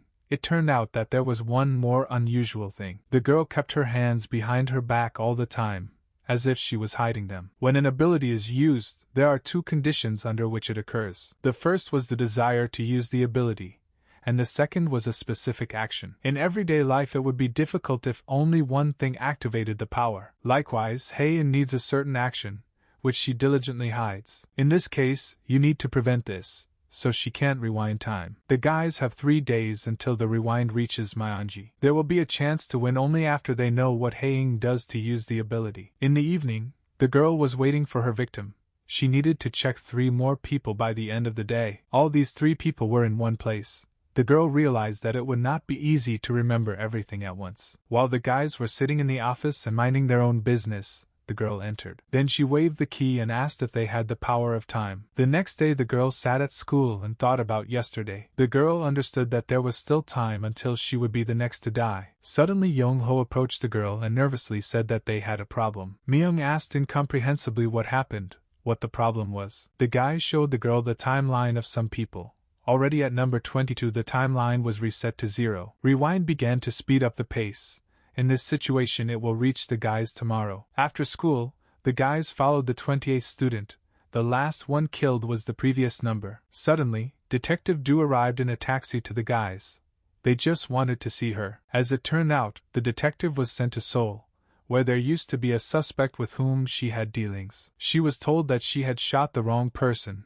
When she aimed at the criminal, the pause was triggered, causing the bullet to hit the hostage. The detective was demoted and literally just received a letter of complaint. It wouldn't take long, but Du couldn't be with the guys right now. Myung began to reassure herself that everything would be fine. The girl decided to call Suin and ask where he was. As it turned out, the guy won't be able to come. He received an offer of sponsorship, and now he has an appointment. In any case, they were not going to do anything today, because everything was going smoothly. His life was important to him. Despite the fact that they agreed to help, this meeting could affect his future. After that, the guy hung up, as the person with whom the meeting was scheduled approached. Men could not understand why everything turned out this way. It seemed that the plans were ruined on purpose. After that, Young said that he warned that they can only trust each other, and these two have their own plans. They decided to talk about this later. Now they needed to find out more about Haeying's abilities. At that moment, Rewind passed in front of them. She followed the 28th guy. It was decided to observe from afar in order to understand the forces of rewinding. The guy and the girl held hands to follow the timeline, and then slowly followed them. The killer and the guy went around the corner, causing the guys to quicken their pace to catch up. When they arrived, the timeline had already been annulled just a few seconds ago. Suddenly the guys noticed that the rewind had many wounds on his hands. After she turned back time, her memories were also erased. The girl's body does not change when rewinding, so she left wounds to understand whether she used force. Now Young-ho understood why Haein didn't kill Jin-gu. She was in a hurry to return to the past, and forgot to leave a wound on herself. But also Rewind was holding a fountain pen in her hands. Myung assumed that this was her specific action. The guys should have taken a closer look when she came again for a new goal. Suddenly Haein called out to the guys and then began to slowly approach them. She asked them why they continued to follow her. With this question the girl made the guys fuss. Although it was not their turn yet, if they were already here, it didn't matter. Myeonji and Young-ho were next in line. The guy understood that now they would not be able to fight with Rewind. Suddenly he noticed that Jangsu was walking across the road with his football team. Young-ho called out to him and asked where he was going and if it was possible to go with him. Jangsu looked at him and replied that it was possible, but added that isn't Young on a date right now. To which the guy replied that despite this, Myeonji likes to watch football. Suddenly Myung realized that Haein doesn't remember how to use force, which means she won't be able to kill a person when there are a lot of people around. Haein turned around and left. Myung told the guy to be careful until those two returned. After all, it would be very, very difficult to fight purely together. In the evening, Haein returned home, where her mother was already waiting for her, being in a dissatisfied state. Mom started yelling at the girl. It was already late. They had an important meeting. The girl looked away, and the mother continued to scream, because if this deal fails, then she will be to blame. It was incomprehensible to the mother what was going on in the house. The girl was the same as her father. The girl was tired of listening to all this. She took extreme measures. She took out a scalpel and cut her mother's mouth. After which Haein said that there was not a day when her mother did not force her to do this. The girl said that she would now rewind time, after which she would become her holy daughter. The plot repeated itself again, but the girl, looking at the hand, answered her mother that she would improve. At this time at Young's, the guy understood that things had been better lately thanks to Myung, but she shouldn't be in such danger. He decides to work on it so they have more information. Young came across information about Suin's meeting, which is why he was at a loss. As it turned out, the meeting took place just with the company of Hee Ying's parents. The next day in the morning, the guy and girl met Suin near the school. He behaved quite naturally, but at the same time tried to joke a little. Young-ho told the guy that he and Myung knew that he was in league with Haein. To this, Sukhan replied that his desires came first for him. He was not going to take a specific side. Myung began to try to convince the guy that Rewind was trying to lure him into a trap, but he thought that the guys were wrong in their conclusions that she would kill him after them. Suin said that he was using Haein because he understood how much money it could take for him to realize his plans. His average family would never even dream of this. But here Haein agreed to help with this. The guy never gave information about the guys, so he considered this the best solution. Young-ho was indignant at this. He attacked the guy with the words that it was his fault that they could die. But Suin used his powers and intercepted him.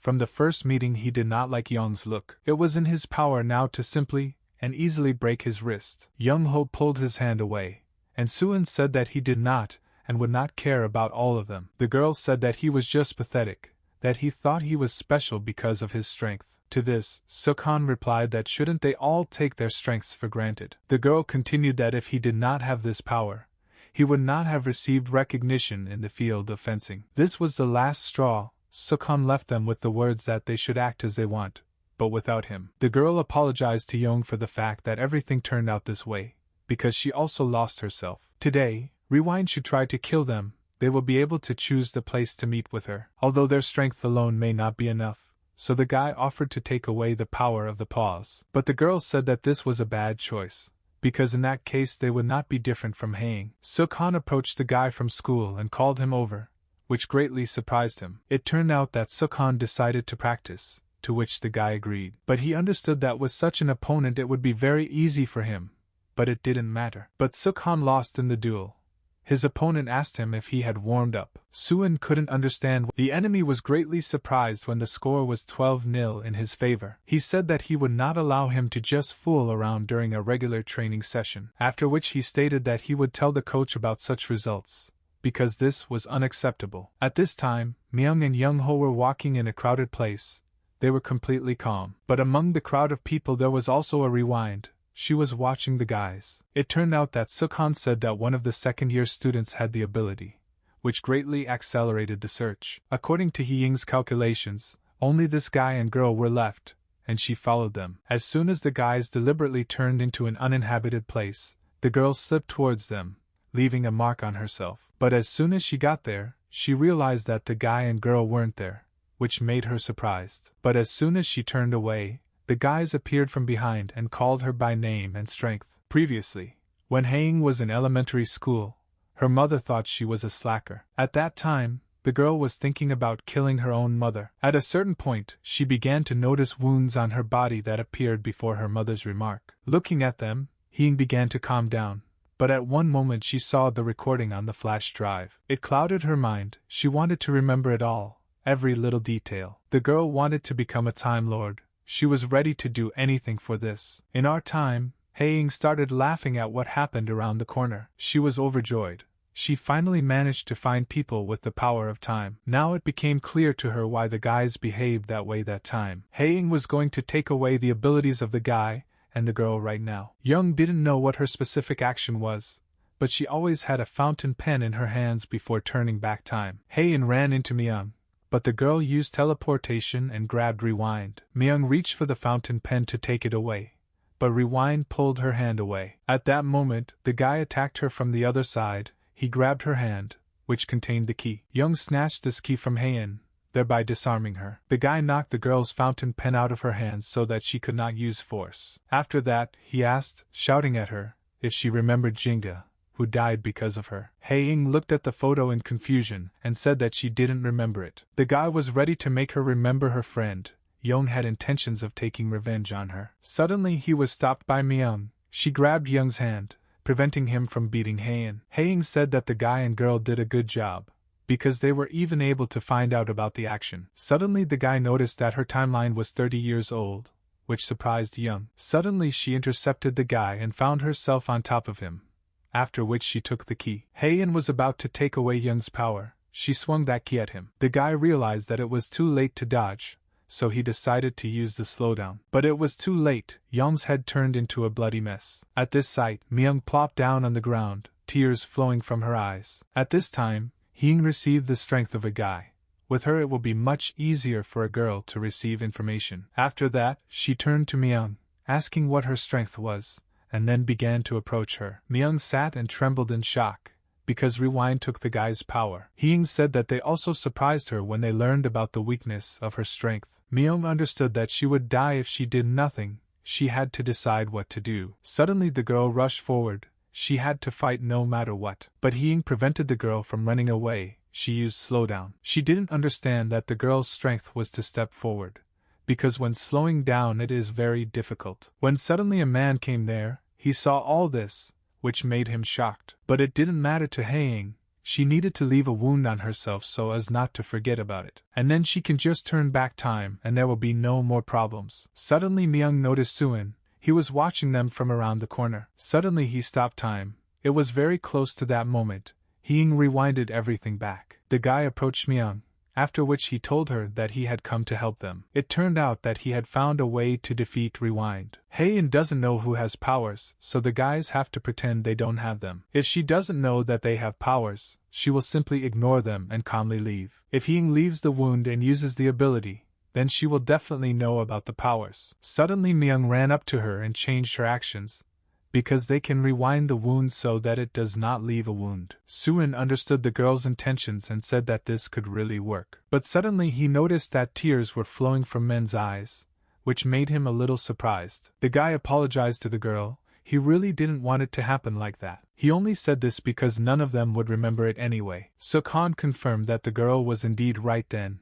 He couldn't cope without strength. Yesterday he experienced an experiment that was unpleasant for him. It was terrible to realize that he was not capable of anything without strength. He came here precisely because of my Anji, the guy said, thereby surprising the girl a little. She answered him that what he just said was very cool. Suin took the time off, after which they managed to escape from Hae-In. Time went back. Yong-ho said that he knew that she would follow them into the alley. The guys wanted to stick to the plan, when suddenly they both stopped. It turned out that Hae-in stopped, which made Young-ho surprised, but Myung told him to just wait. Suddenly she noticed that the guy's timeline had been reset, which surprised herself. The guy assumed that she knew about their abilities, but did not understand why she did not follow them. The next day at school, the guys found out that Sukhan helped them, because if the abilities got to her, it would be terrible. He didn't understand what happened after they rewound time, but he knew what he did. During the pause, he could change people's actions, thereby rewinding did not leave a wound on himself, thereby not learning about the strength of the guys. Myung thought that they couldn't just trust him there, it would be difficult not to worry about it. Suddenly Yun said that Suin was right, because the first parallel student's time was reset to 0. Rewind simply stepped over the guys and took on the next class. Suin heard that Young-ho's line was also cancelled, which meant that he was killed after all. If she had known about the ability, she would have returned for him, but everything was already behind her. The guys didn't know how many people were left with abilities, but they hoped that these people would not be like that. Even if they were, it would be more difficult to find the guys, unless of course they crave as much attention as Suin. At that moment, he asked the guy and girl what they would do if Hae-in was the last one with power. After all, they are not going to do only this all the time. They need to think about the future. Young-ho said that he plans to continue his studies and then enter medical college. Men was surprised by this. She had not even thought about how smart he could be. Suin and the girl were surprised by his grades. He had first place in the class. After that, Young asked the guy what he was going to do. It turned out that Suin wanted to continue playing sports. He thought about finding another sponsor before Hae-in stabs him in the back. The guys turned to Myung, asking what she was going to do next, but she didn't answer anything because she hadn't even thought about it. After that, Suin went to practice, and when he came out, he bumped into Jae-in, which scared her a little. She approached the guys and asked them how they managed to get close to Suin. They told her that it turned out that the guy and girl had no plans for today at all. Jae-in told them that this is impossible. Their club has the most business at this time. After some time, she brought the children to the school's summer festival, telling them a little about it. There they could get information to write articles a month in advance. Young-ho suggested that the girl prepare for the festival together, despite the fact that they do not want to relax now. If there were people with abilities nearby, it would be easier to ask them around, as if for article material. As Sukhan said, the guys needed to prepare to return to normal life. Myunji agreed to this, because they really started this whole struggle to live a normal life. At this time, Yanji's company was sitting on the street. They were all tired of hanging out there all the time. Suddenly another guy turned to one guy and asked him if his house was free today. At this point, another guy asked why the questioner addressed the other guy, calling him a diner. It turned out that he called snackers those whom he saw as losers and weaklings. Suddenly, the diner approached Yanji, asking if they could go to her house. She told them not to even think about it. They wouldn't go to her house anyway. She was told not to be so rude, to which she replied that she had told them more than once that they could not come to her. After that, the company stood up to her. They told her that she didn't even have parents. The guy grabbed the girl and then threw her forward.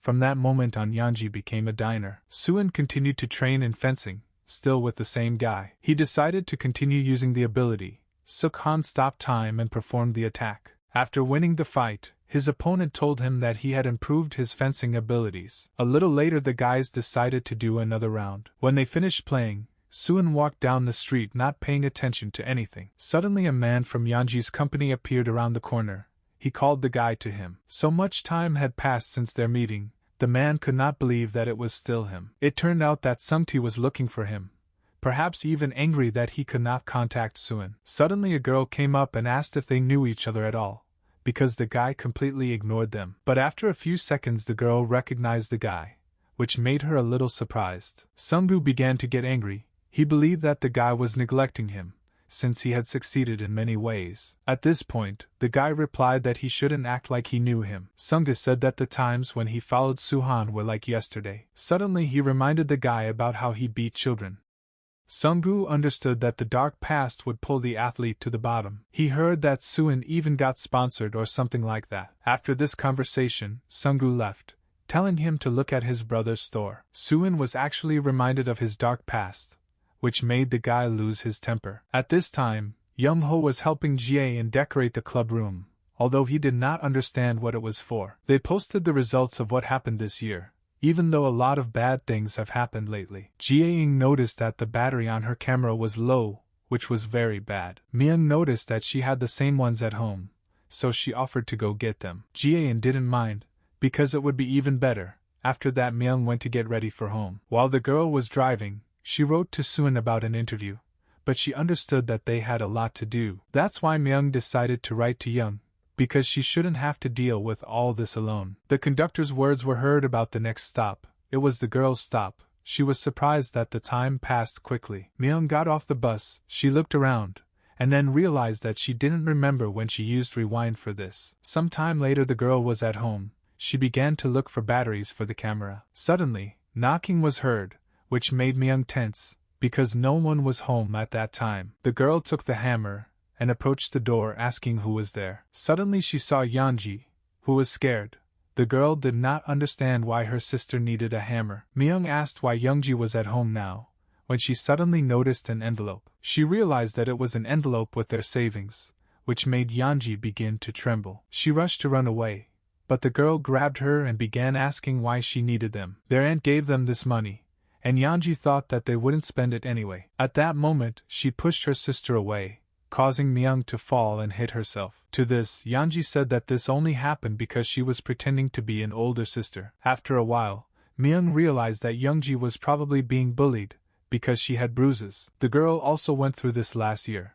At that time she was afraid to do anything. Suddenly she heard people talking about how the debtor had brought them money. Suddenly Myung called out to these guys, which they did not expect. She asked them to return the money, which made the guys say that it was Yeonji's loser sister. They told her to stop bluffing and just leave if she didn't want to cry like her sister. After these words, the girl used teleportation and grabbed the guy. Myung angrily repeated to him to return the money back, continuing to hold the guy. He couldn't understand how it happened, which is why he was furious. At that moment, another guy ran up to the girl from behind and grabbed her. He started yelling at her, because she didn't even know whose money it was now. According to him, Myung would be dead if they told Song about this. After that she was told that she was the same as her sister. The second guy told him to hold the girl as tightly as possible. He rubbed his hand and then flew at the girl with his fists, calling her as many names as possible. But at one point Myung simply disappeared, thereby surprising the guys even more. The blow fell on the other guy. Why he fell? The first one ran up to him and began to ask if he was okay. They couldn't understand what the hell was going on. At that moment Myung appeared in front of them. She leaned in front of the guy and told him to never mess with Yeonji again. The girl picked up the envelope, then turned around and walked in her direction. She couldn't believe that she really was able to defeat the bullies. Although she used her abilities openly, others did not see it. The guys started shouting what it was all about, after which one said that they had screwed up. Myung returned to school where Jie-in asked her to help with some papers. Suddenly she said that the girl was really shining lately, which surprised Myung. After this, Jie-in assumed that it was all thanks to her new hot boyfriend. Myung got nervous.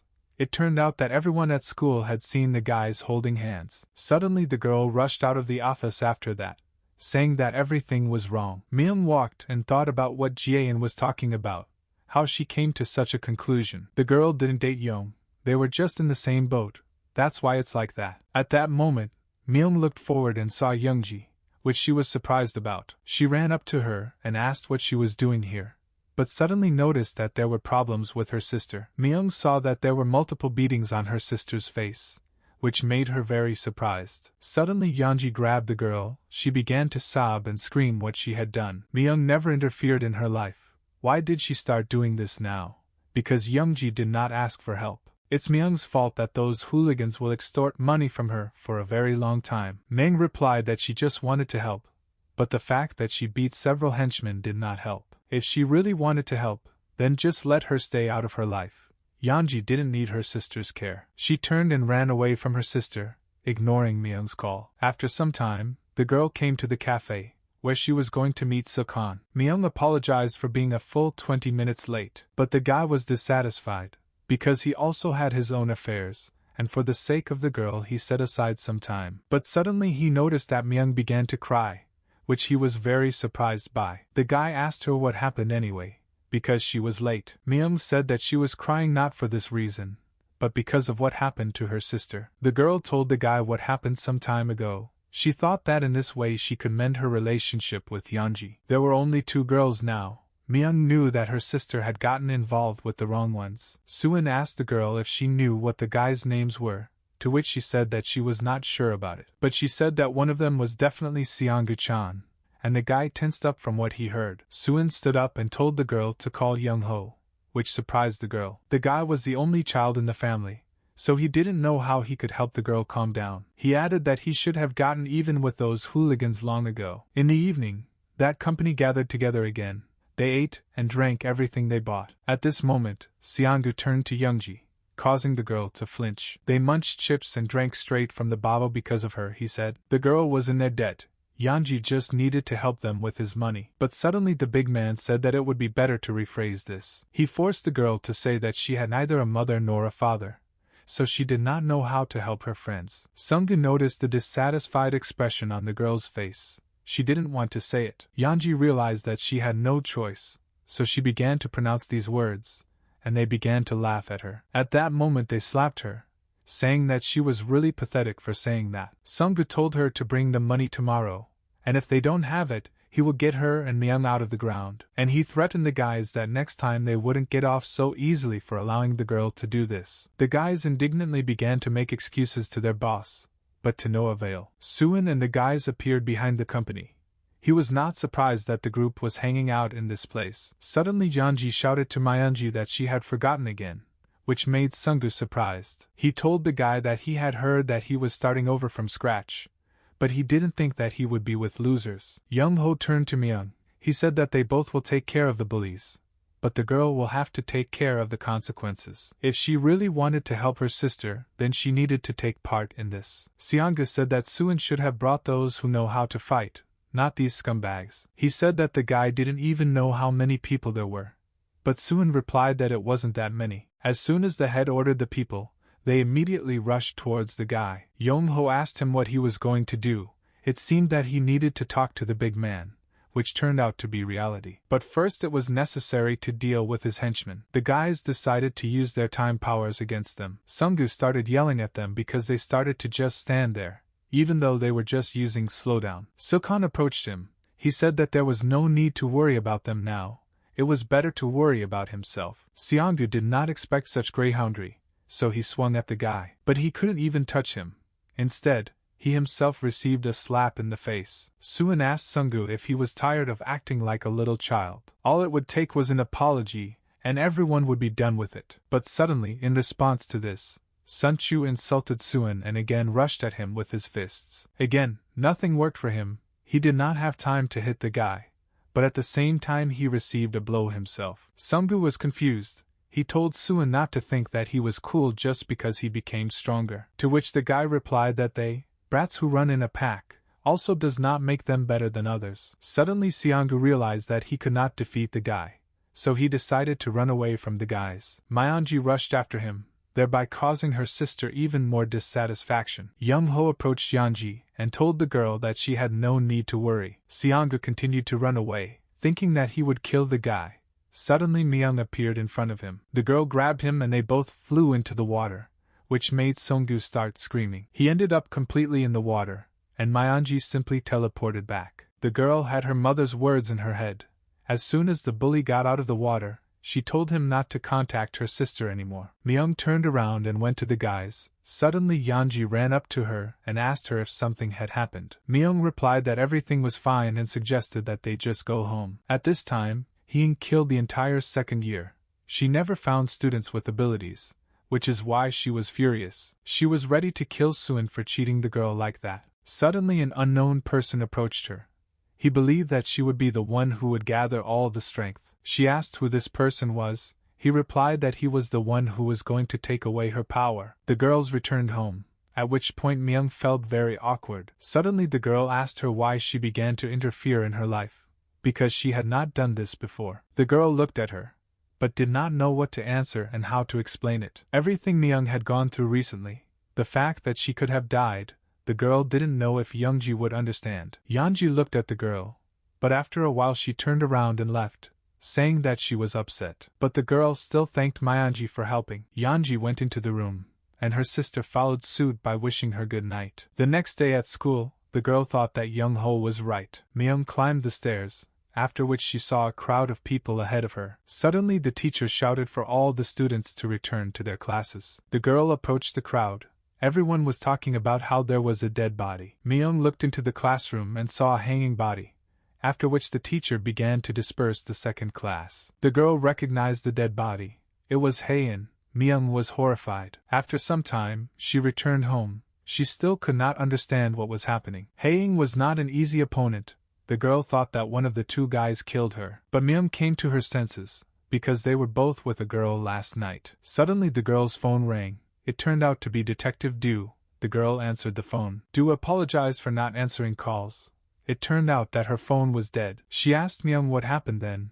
The girl replied that Haein was dead, which surprised the detective. After this, the detective asked if it was their doing, but received an answer that it was not. Myung told Detective Du in detail what had happened over the past 3 days. This morning, Hae Ying's body was found at school and it turned out that she had hanged herself. The detective surprised the girl by asking her what 3 days she was talking about. Wasn't it last night? It turned out that 3 days ago, Du felt that time had stopped, but the rewind was only used last night. Rearrangement senses when other powers are used, so the detective should have realized when Hae-Ying used it. Myung couldn't understand what it all meant, which made the girl terrified. When rewinding, the memories were erased. It was quite expected that the detective did not remember using the powers. It turned out that Hae-Ying had a different power, and at night she was killed by a real rewind. Detective Du should have received additional disciplinary action despite the fact that she received serious remarks. The law firm wanted to raise this issue again after a long time. Even though it was too much, it was commonplace. Employee Du didn't understand why he should bring it up again. He planned to talk to them again. The man asked the detective how things were going with work, to which Du replied that everything was the same. The woman was about to leave. She had unfinished business, after which she left. The captain told her that it was not her fault that all this had happened. He added that she should take care of herself too. Du left, but suddenly a woman called her. She wanted to talk to her. The detective recognized the woman, so she apologized for what happened. She was ready to be punished. But it turned out that this woman never asked to take disciplinary action. Du looked at her in surprise and then asked who did it then. The woman invited her to talk about all this. They came to the cafe and sat down at a table. A few days ago, a law firm called her and said they would take on the case. But the woman desperately tried to refuse, but she couldn't. As a result, people came to her. They said over and over again that they would take up her case. Du didn't understand why the law firm would get involved in this since it was already over. It turned out that the woman had no choice but to agree, but this made her feel uncomfortable. Suddenly she handed the detective their business card.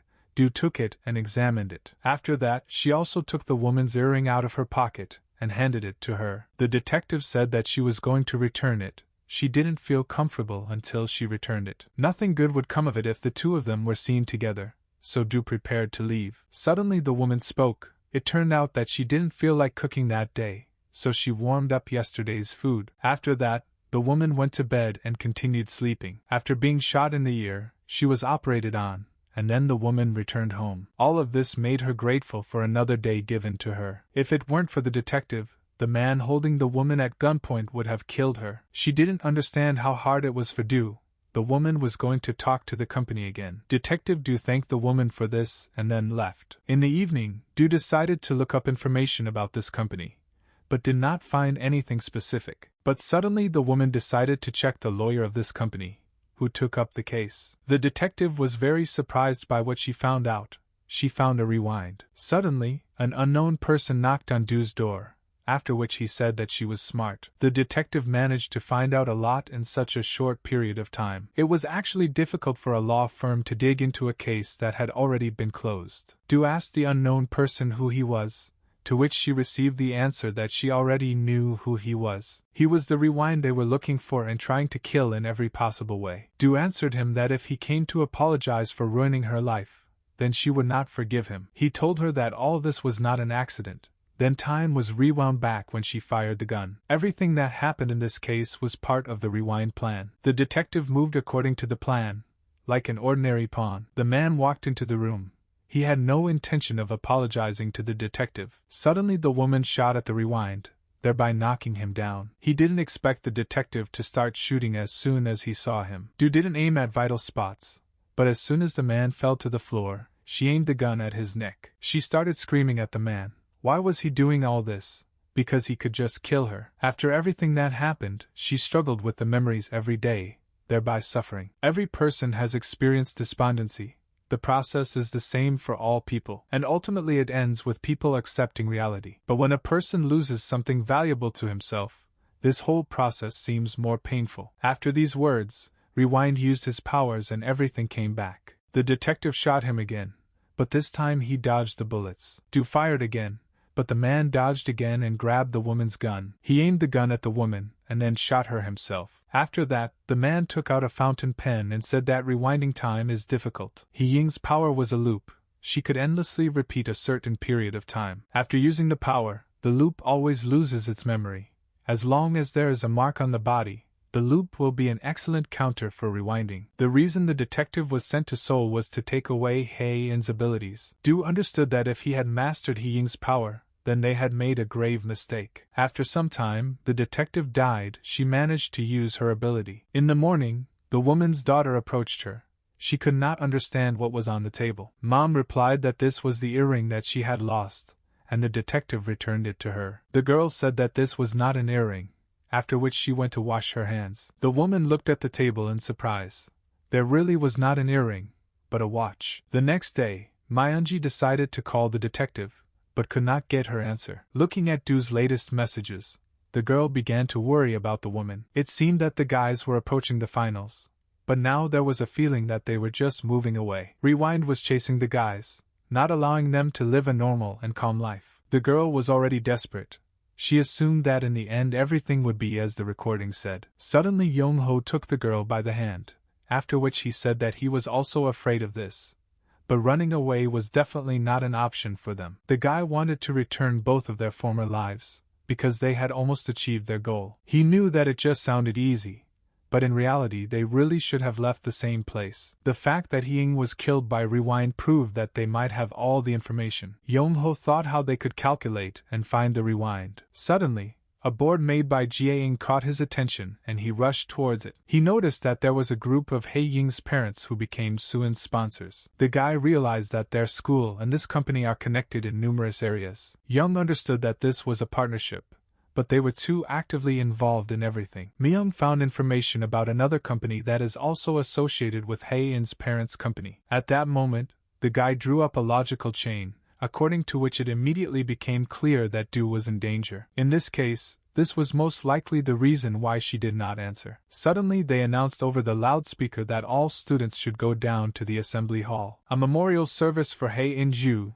and Lee Sung-ju was scheduled to take place soon. Some time later, many people gathered at the girl's wake. Myung sat, thinking about why Rewind does not try to hide the power, but rather demonstrates it. The director told everyone present that his heart was breaking from what happened. He took responsibility for failing to provide security, so he resigned. For this reason, the man was going to introduce the new headmaster to everyone. Young suspected a trick in this.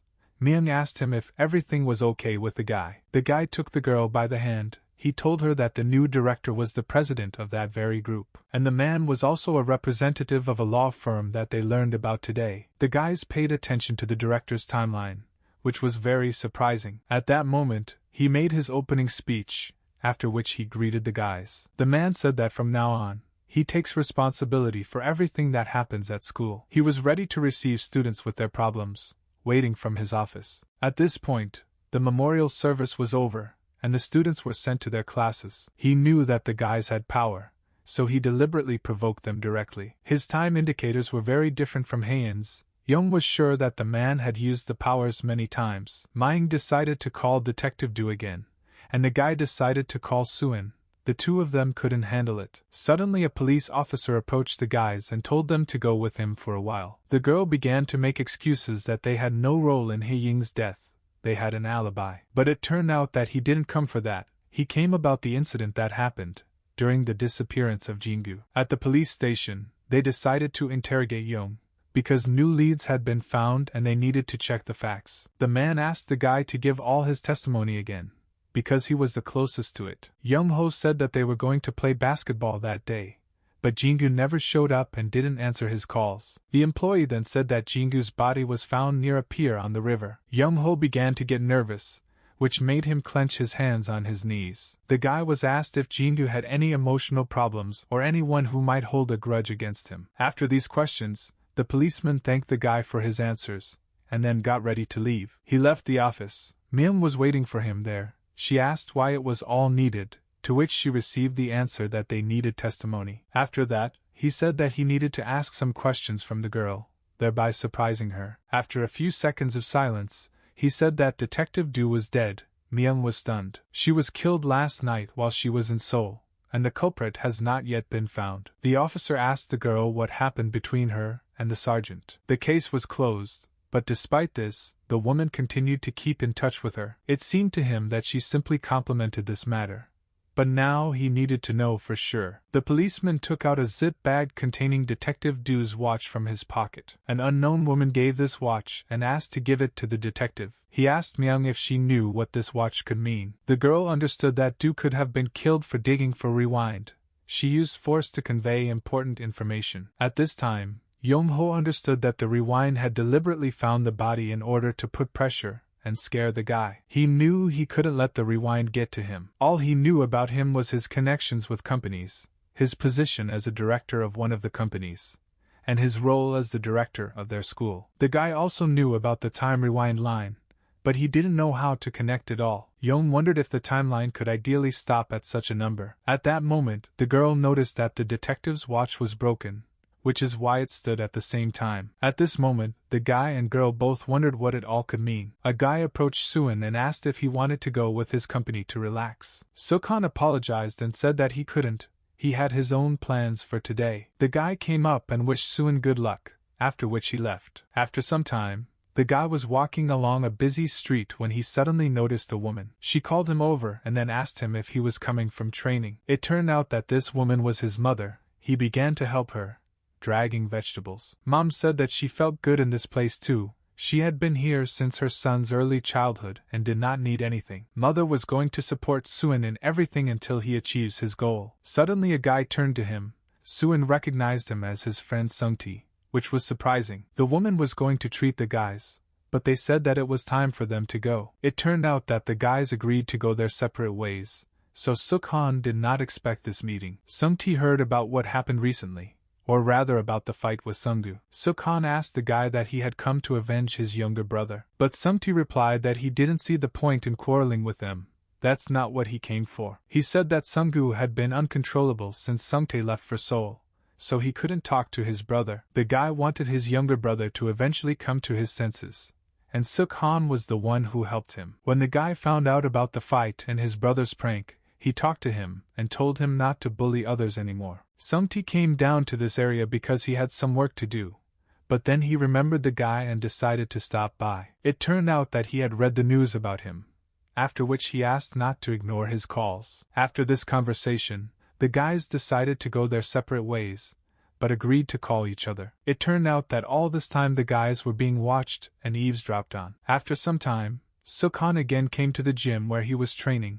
His partner was standing there, but as soon as Suin called out to him, the guy simply ignored him and left. Suddenly, Suin received a call from his manager, who told him that He Ying's company had pulled out of the sponsorship. Since the company did not make them an offer, the guy thought of simply finding a new person. But it turned out that this was not an option either, because the topic of school violence came up. Myung and Young-ho left the police department. The girl asked the guy if everything was okay. He said yes, but he knew they needed to gather all the information they had. The guy and girl told each other what strange things they noticed. Myung suggested that this could all be related to rewinding, but Young could not confirm this for sure. At that moment, Sukhan called him and asked if everything was fine with the guys. He said that an unknown person was spreading rumors about him, causing all sponsorship offers to be cancelled. It wasn't just a matter of sponsorship. Suin's athlete's license could have been revoked. Myung noticed that her friends' events were happening one by one. The girl wondered what happened to her then. What could have happened to her? In the evening, Myung rushed as fast as she could along the hospital corridor. she broke into Youngji's room. She asked her how it happened and what happened, to which the sister calmly answered. It turned out that the girl decided to go to the library, because she had never been there. But then this happened. Myeonji began to cry. She understood that most likely the rewind was behind it all. The sister asked her why she was reacting so strongly, because nothing particularly terrible had happened. Suddenly my sister told Myung that just recently she hated her. At that moment when the girls lost their parents, Yeonji realized that she could only rely on her sister. But she noticed that after that moment, Myung completely changed, which surprised Young. Now the girl realized all her mistakes, that she was wrong. Yeonji said that it was all her fault. She began to hate herself. Myung hugged her sister. She didn't hate her. Everything was fine. The girl regretted that she had left her alone then, thereby forcing her to be alone. After some time, Myung left the hospital, where the guys were already waiting for her. She said that now her sister needs rest. After that, the guys began to collect information. Yong-ho was sure that the rewind was the director. He deliberately put his hand on the guy's shoulder, thereby opening the timeline. Sukhan was about to act, because they wouldn't solve the problem if they just stood there. Myung understood that Suin was right. Rewinding had already harmed all three of them. Young-ho asked where the guy was going to look for rewind in this case. But the director himself had already answered this question. They just had to come to the office. The next day, the girl burst into the office to fast forward. It turned out that the man wanted to talk to Myeonji. The girl correctly understood his hint. Suddenly the girl realized that now she did not know whether she could fulfill her promise. The man knew that she would come to him, but did not think that she would be alone. One way or another, he had no desire to fight here. He wanted to take the abilities at once. The man handed the girl the address where his private estate was indicated. Suddenly the girl asked why the director was going so far. After all, he was a billionaire with the ability to turn back time. Why he craves more. He said that even if he doesn't look needy, it's not that simple. Myung went too far, which she herself understood perfectly well. The man gave her a day. The director knew that it was important for the guys that if they decided to run away, he would destroy it. After that, Myung left the office and closed the door. The girl was in despair. Yeonji sat and studied, but she realized that she could not understand any of it. The girl's sister came to her. Yeonji asked her to help her with mathematics, but the girl herself was not good at it. After a while, Myung said that she would have to leave. It might take a long time. Yeonji didn't understand what she was talking about. She asked her sister what was wrong with her. My sister said that what happened yesterday was not an accident. They did this on purpose to provoke her. If she did not intervene, something worse might happen. Myung explained the whole situation to her sister, that she was ready to protect her. Suddenly Yeonji started screaming at the girl because she promised her that they would be together. She didn't understand why her sister would get involved in such a matter. But suddenly Myung extended her hand to her. The girl promised that she would definitely return to her. She swore it. After some time, Myung took a taxi to that very place, which made the taxi driver surprised. He told the girl to return home as early as possible, because the place was empty. The boys called out to the girl, after which she approached them and told them about her sister. Yong-ho told the girl not to worry, because anyway there were three of them, and he was alone. Sukhan looked at the address, and then called the guys to follow him. They came to an abandoned factory. They realized that it was just a suitable place to hide what had happened. The guys went inside, where there were no special things. The guys had several hours before the director showed up.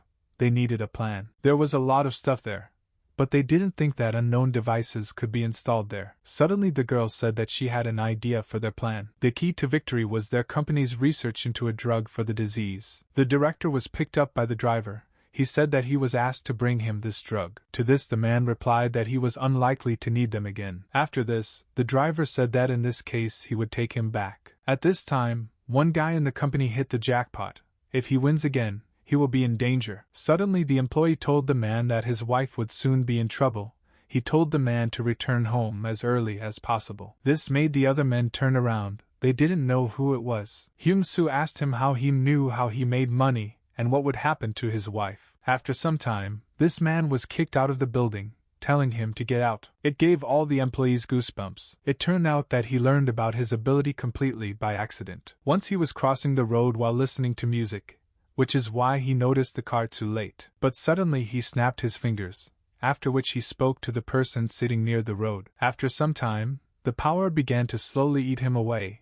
the man's life changed greatly. From this power he could gain everything he wanted, but he was still not happy. Suddenly a girl approached him. She looked at him questioningly, and asked if everything was okay. After that, for the first time he looked into the future, and not into the past. Then he and this girl went for a walk. She was very happy. Nen knew everything the girl liked. He could give her absolutely everything. But the girl understood that her partner had rewinded time again, since he had planned everything out like that. Sangmi understood that he wanted to give her the best, but she wanted him to be himself. The girl wanted to love him for who he is, so that he would not strive to be perfect in everything. After that, she asked what he wanted to give her before he rewinded time. After some time, Nen handed the girl a warm scarf. He realized that he really didn't know much about fashion, which he apologized for. But suddenly Sangmi answered him that she really liked this gift. After this, the guy decided to tell her that he wanted to be married to her, so he asked if she would marry him. He was ready to be with her all his life,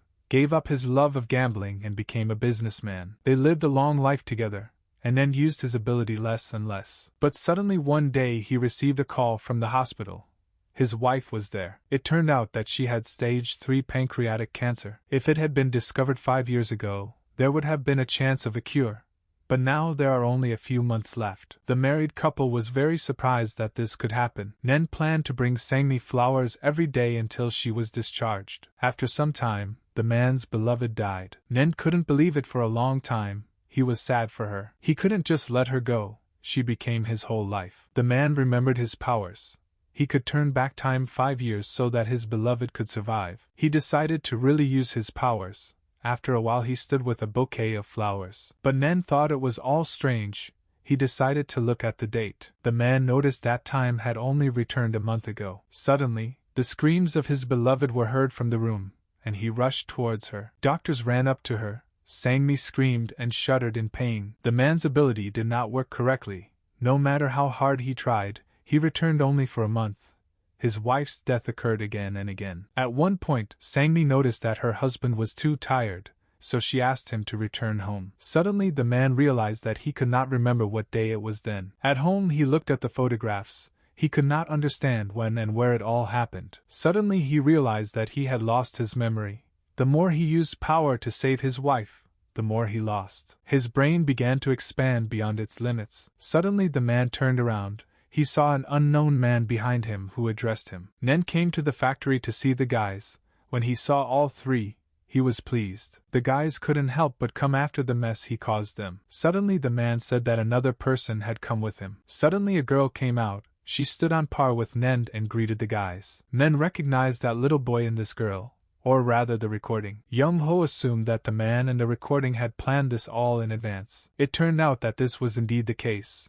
People with powers would not have come together by the will of fate. The guy was furious. From the very beginning it all turned out to be a lie. What they went through was planned. He attacked the woman, but the recording used her powers and told him not to do anything stupid. Even if he killed her, the mind would move into his body, thereby stealing it. The recording did not intend to directly interfere with the fight. It only made the meeting possible. Her goal was to gather all her abilities into one to prevent the collapse of time and protect this dimension. Therefore, it didn't matter to her who won this fight. Suddenly a man grabbed the recording.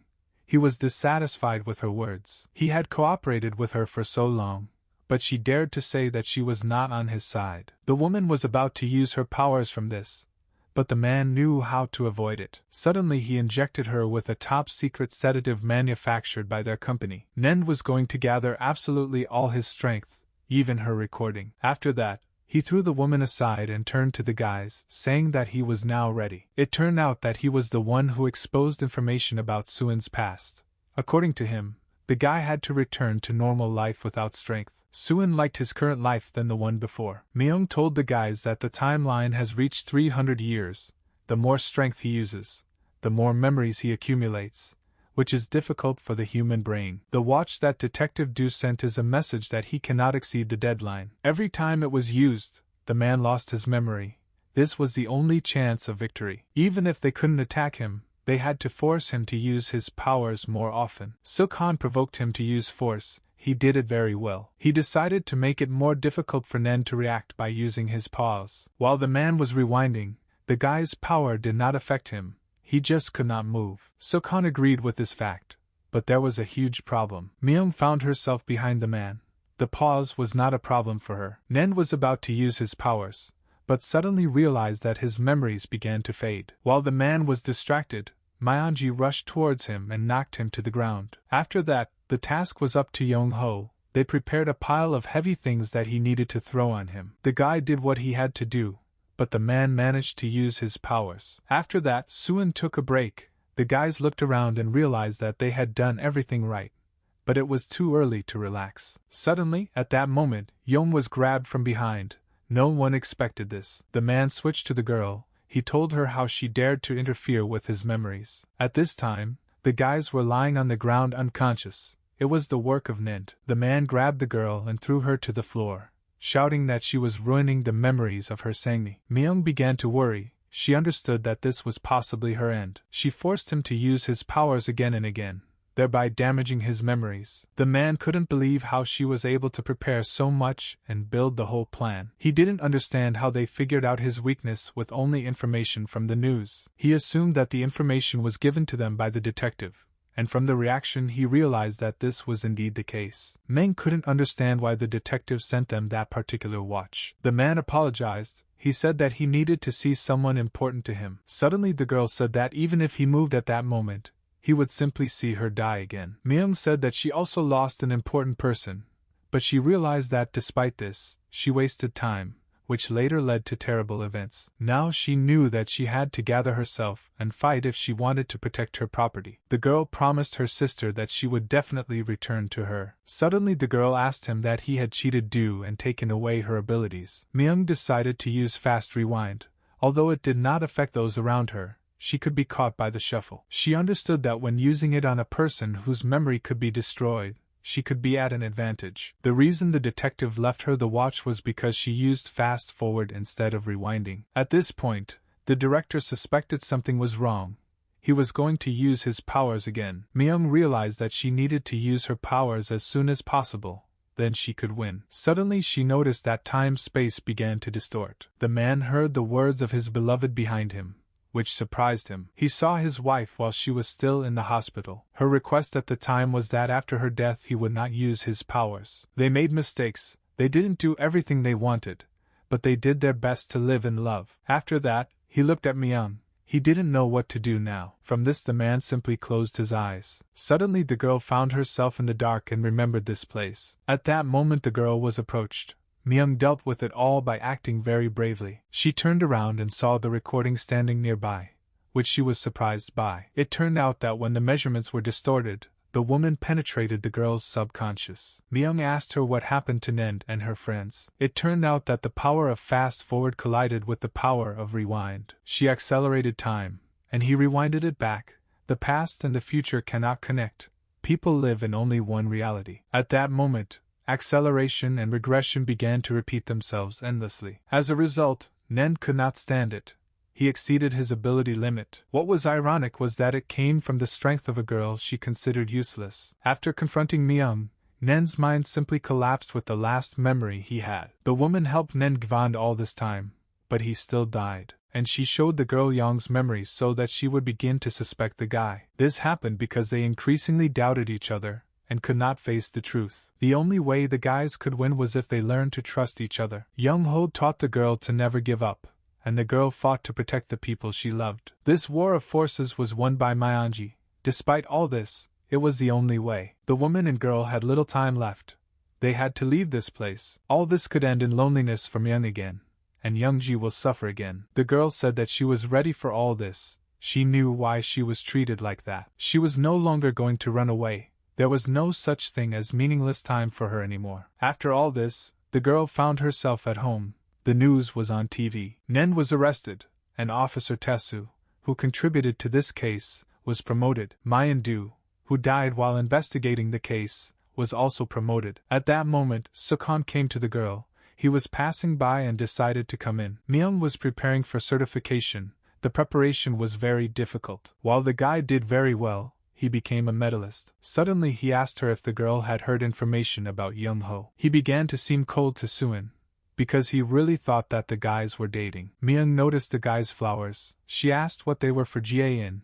she was right. After that, the girl said that it was time for her to go. She wished the guy good luck. After some time, the girl met her sister. They were sitting on the seashore. Yanji again began to blame herself for the death of her parents, because if not for that incident, they would have been together. Myanji told her that the girl should stop thinking like that eventually. She apologized to the girl for everything that happened and thanked her for waiting for her. Even though it still upset her a little, she needed to understand the situation. It was enough for Yanji that her sister came back and didn't avoid her anymore. Myung wanted to thank Young. Thanks to him, she was able to overcome difficulties. The guy must choose his own path, and she will support him. Young Ho taught the girl to never give up, which will stay with her. Suddenly Yanji said that it was summer vacation, and most likely in American schools too. Suddenly, Young Ho came up from behind, and his sister said that what Myung said just now was very embarrassing.